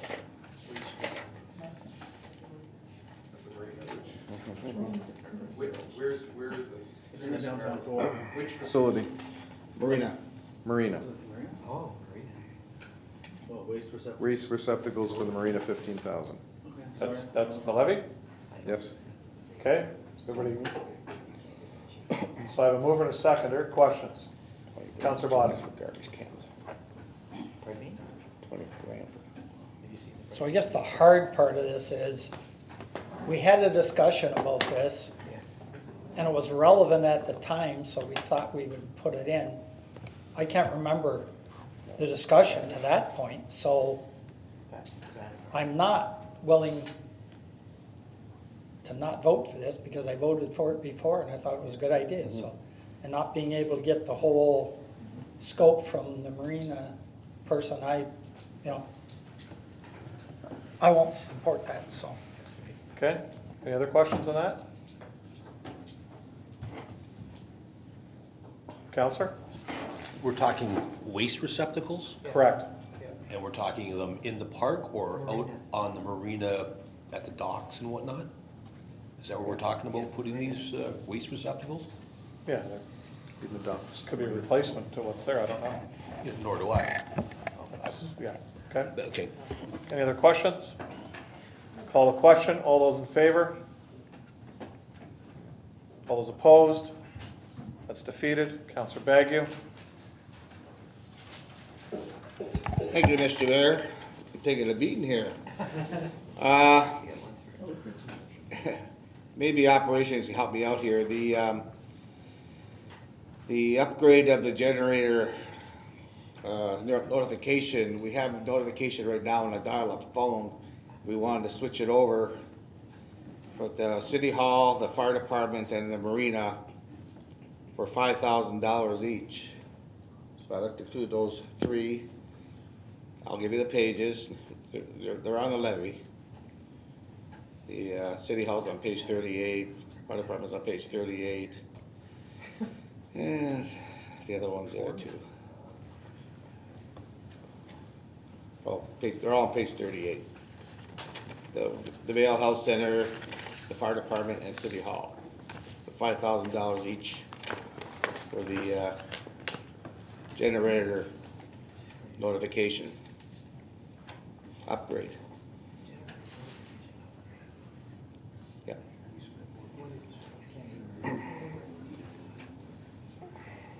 Oh, so it's some pumps. Pardon, Peter?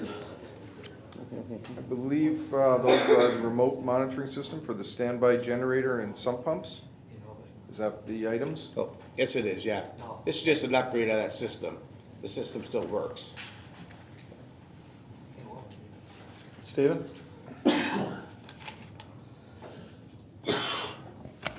Through you, Mr. Mayor. Our facilities manager's not here right now, and I wasn't originally thinking that we would need him. I would hate to take this off there if it's something that we do need. Everything that he's put on this list is a necessity. It's something that's needed. There's nothing there that's really wasn't asked. It's all coming out of a necessity. So I would recommend not removing those items. Thank you, Stephen. Any other questions? Does everybody understand that one? All those in favor? Oh, sorry, seconder? No seconder died. Oh, sorry, seconder. Councillor Wells? All those in favor? All those opposed? That's defeated. Councillor Bagu? I'm sorry, Mr. Mayor, I'm really taking a beating here. I do have one more. It's the $45,000 for the City Hall window replacement on the 3rd floor. We're gonna do each floor 1 year. I will not enter it because I'm gonna lose it, so I just want to bring it to attention that we're changing all the windows. Pardon me? I said, so you're not. You're not proposing it then? No? Okay, thank you, Councillor. Anything else? Councillor Leila? I know that this is a requirement, but I also know that it's on the levy, and that's for the self-contained breathing apparatus, $75,000. And I'm looking at perhaps there's another way to fund it, or we could do it in increments rather than all at once. I'm not sure. Only I remember the talk about that from the fire chief, and I don't know if it's mandatory, must do all at once. We have the deputy fire chief here. Scott, you want to come up? You can take the podium. Thank you, Scott.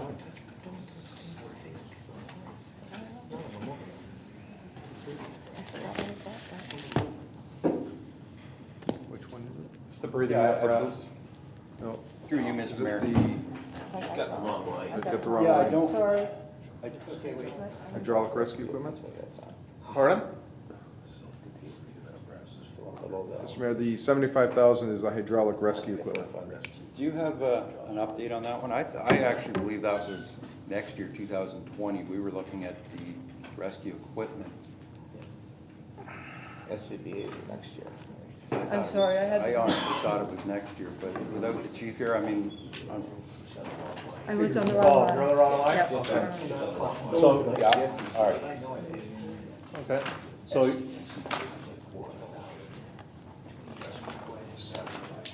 yes. So you're all right then, Councillor? Okay? Thank you, Scott. We're good?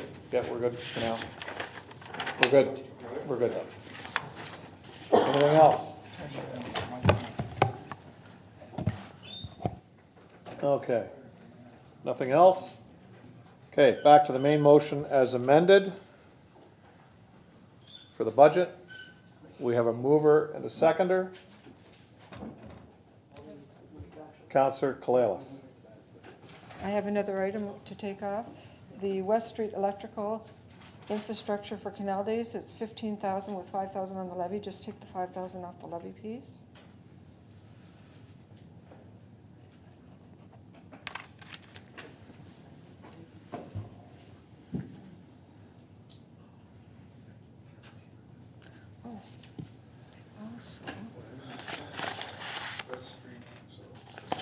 Through you, Mr. Mayor, the West Street electrical infrastructure for Canal Days, that's the Yes. one, I believe.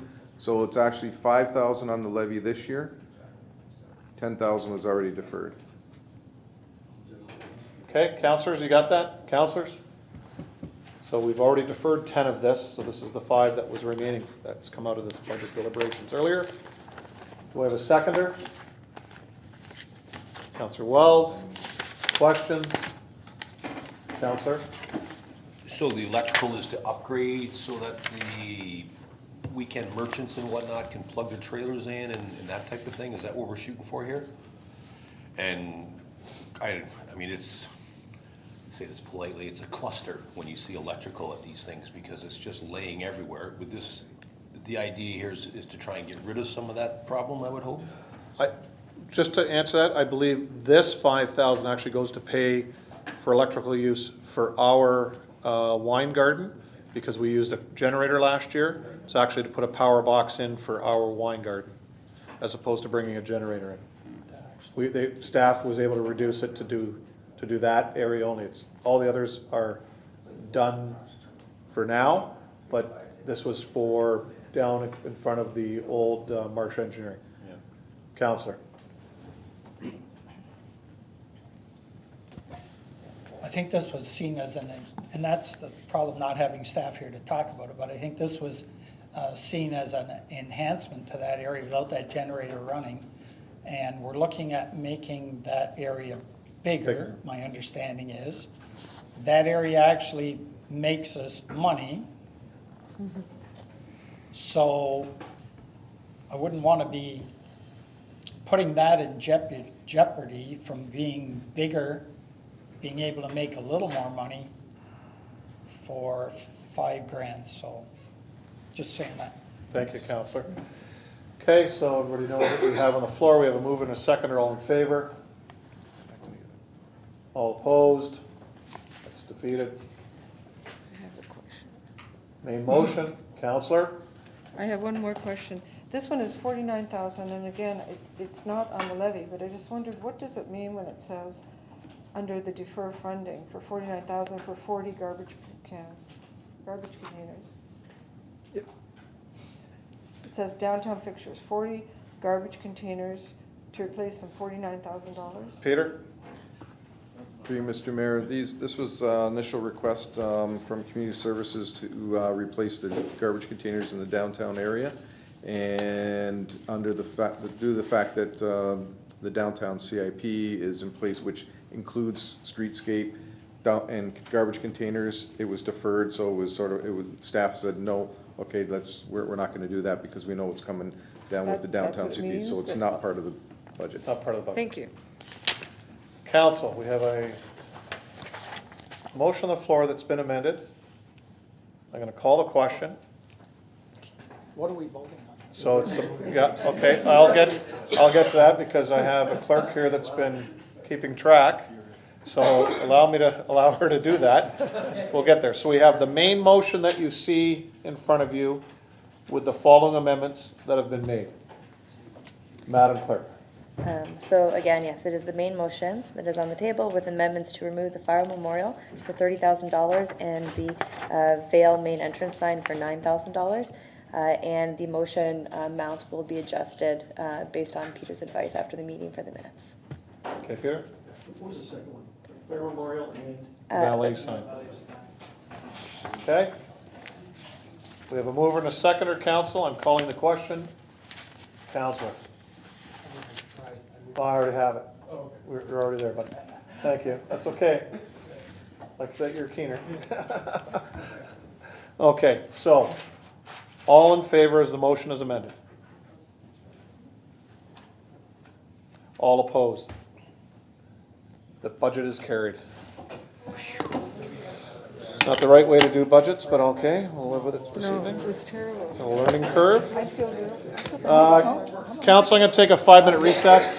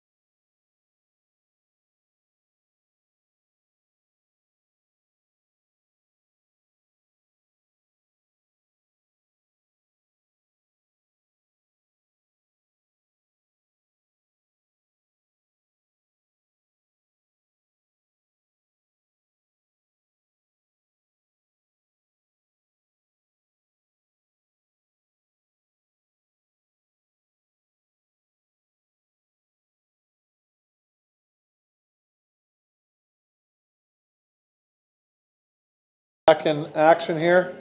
Item number 8, Councillor Beauregard.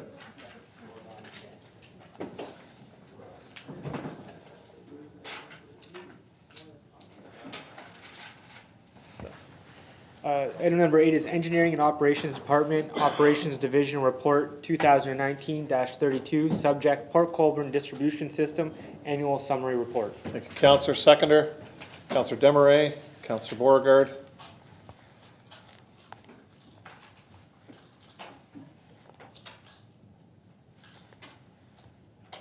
I have nothing to Oh, you don't comment. have I any just questions? want Darlene to talk.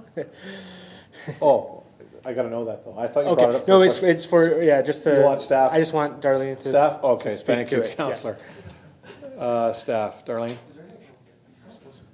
Through you, Mr. Mayor, do you have a specific question, Councillor, that you had questions about, or do you want me to say how awesome we are? Tell us how great we are. I just, Synopsis? a synopsis. Well, our staff continue to, and again, they're not my staff, they're our staff in the water department, continue to meet and exceed all their regulatory requirements. Our staff are committed to continuing to provide safe drinking water and follow all the rules and requirements.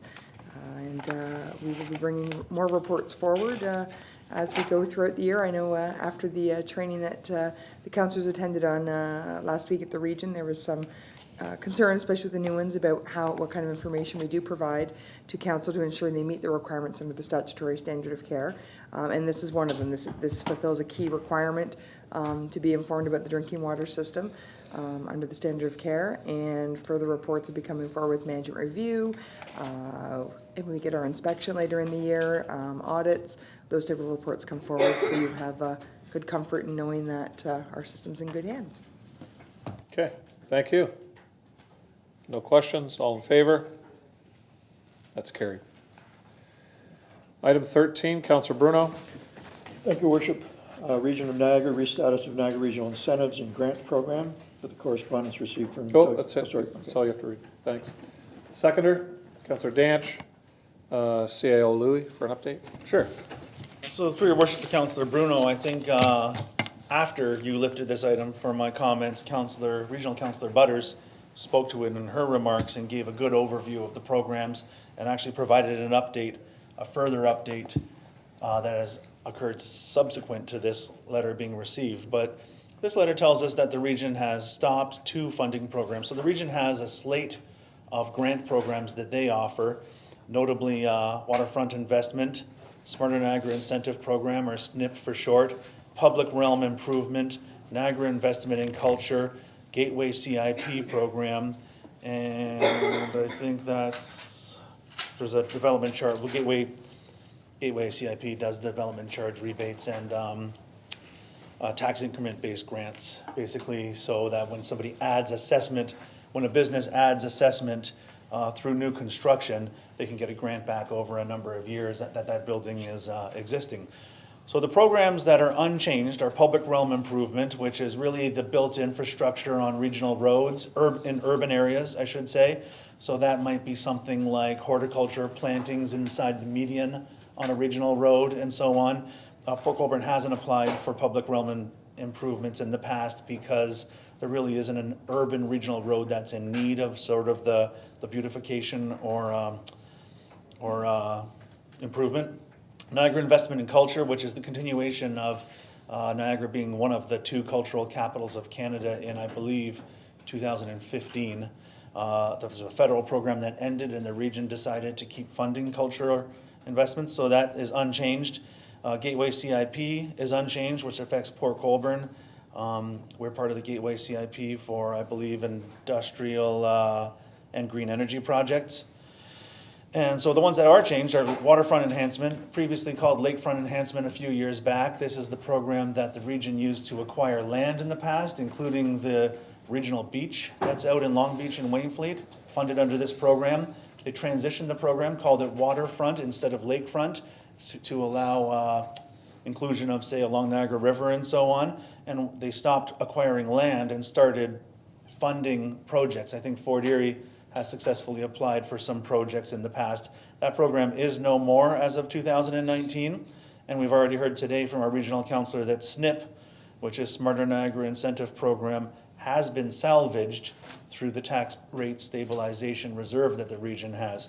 So that is another incentive program that's based on tax increments, I believe, and basically helps to build capacity in areas of environmental, building and facade improvement, residential grants and loans, heritage restoration, and brownfield redevelopment, some of the things that the regional councillor mentioned.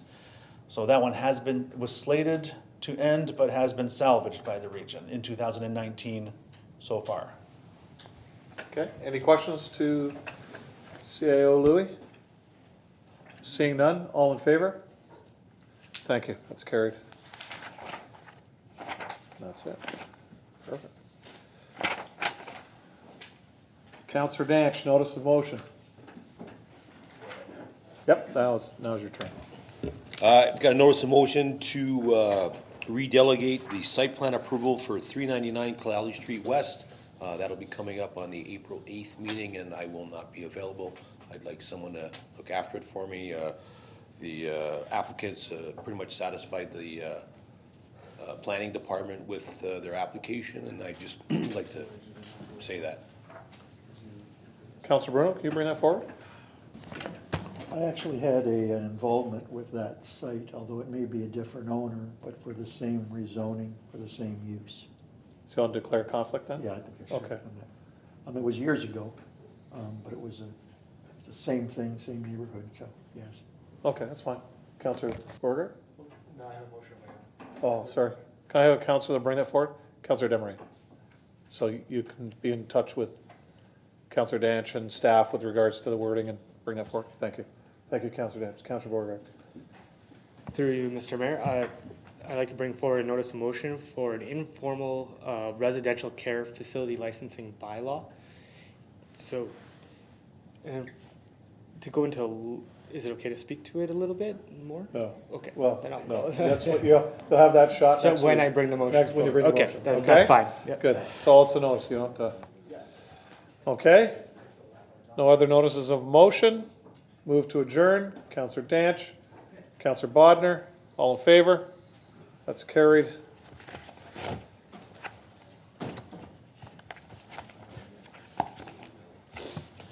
I'll call the council portion of the meeting to order. Any introduction of addendum items, Madam Clerk? Yes, so the motions for item 1 will be a referral, and there'll be amendments to number 4 is approved in the committee with the appropriate amendments to the bylaw 6660-24-19. Thank you.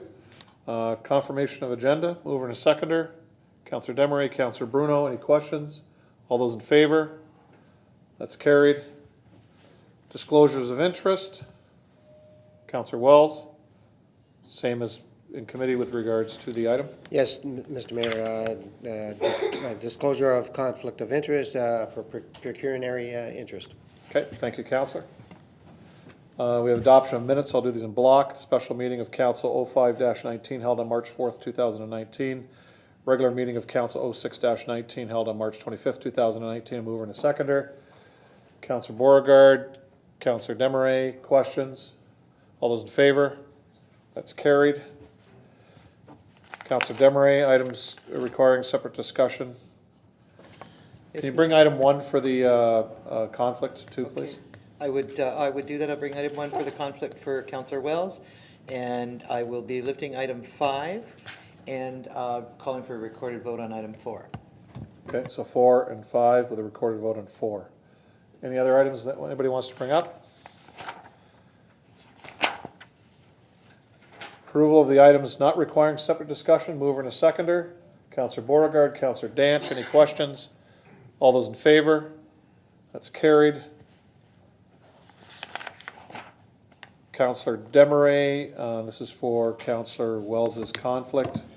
For the conflict, Planning and Development Department, Planning Division, report number 2019-38, subject, site alteration, permit, additional review, Port Colborne Quarries. Okay, we all know it's a referral. Okay. Seconder, Counselor Bodnar. Any discussion? All those in favor? It's the same thing. We're not changing anything, yeah. Okay, so that's done. Counselor Wells' conflict. Item 4, Counselor Demaray has moved that. Corporate Services Department Finance Division Report 2019-37, subject 2019 operating capital budget with the amendments that were brought forward. I need a seconder. Counselor Wells, and this will be a recorded vote. Madam Clerk. Thank you. So this is a recorded vote on item 4, Corporate Services Department Finance Division Report 2019-39, subject 2019 operating capital budget with the amendments from the Committee of the Whole meeting. When I call your name, please answer yes or no in favor of the motion with the amendments. Councillor Bagu? Yes. Councillor Beauregard? Yes. Councillor Bodnar? Yes. Councillor Bruno? No. Councillor Danch? Yes. Councillor Demaray? Yes. Councillor Kalala? Yes. Councillor Wells? Yes. And Mayor Steele? Yes. That's 8 in favor and 1 against the motion, so it is approved. It carries. Okay, thank you. Thank you, councillors. Councillor Demaray, item 5. Thank you, Mr. Mayor. Memorandum from Peter Sinnes, Director of Corporate Services, RE 2019 Ontario Municipal Partnership Fund, OMPF, budget allocation. Thank you. I need a seconder for that. Councillor Danch. Peter had some information on this. Thank you, Peter. Thank you, Mr. Mayor. What I would like to propose to council is the amendment to the recommendation by removing the last part of the recommendation, Capital Infrastructure Reserve Fund, and replace it with 2018 federal gas tax funds. And the reason being is that we did not use all of the federal gas tax funds in 2018, so those funds are available and can be used for the downtown CIP. Okay, so we have an amendment. Councillor Demaray will move the amendment. I need a seconder to that amendment. Councillor Kalala. Questions on the amendment to change the last line into 2018 federal gas tax funds? Any questions to that? All in favor? Opposed, if any? That's carried. Now the main motion is amended. We have a mover and a seconder. All those in favor? That's carried.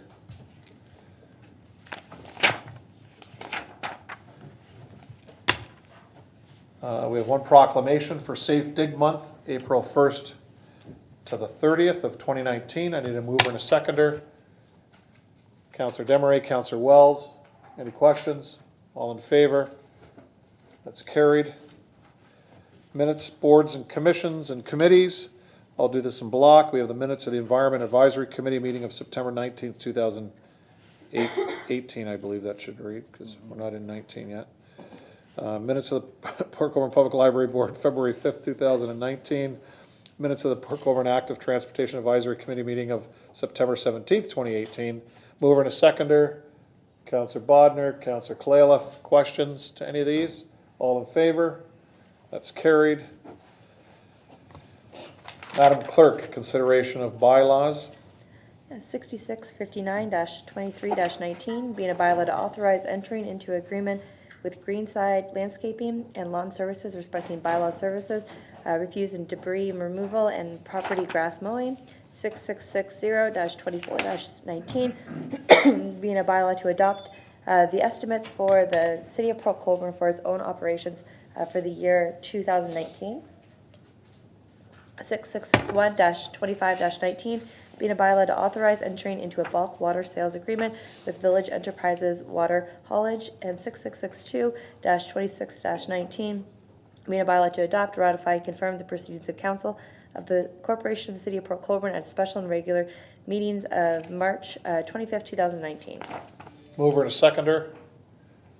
Councillor Bruno, Councillor Demaray. Any questions? All in favor? That's carried. There is no in-camera session to go back into. That's done. Motion to adjourn. Councillor Danch, Councillor Beauregard.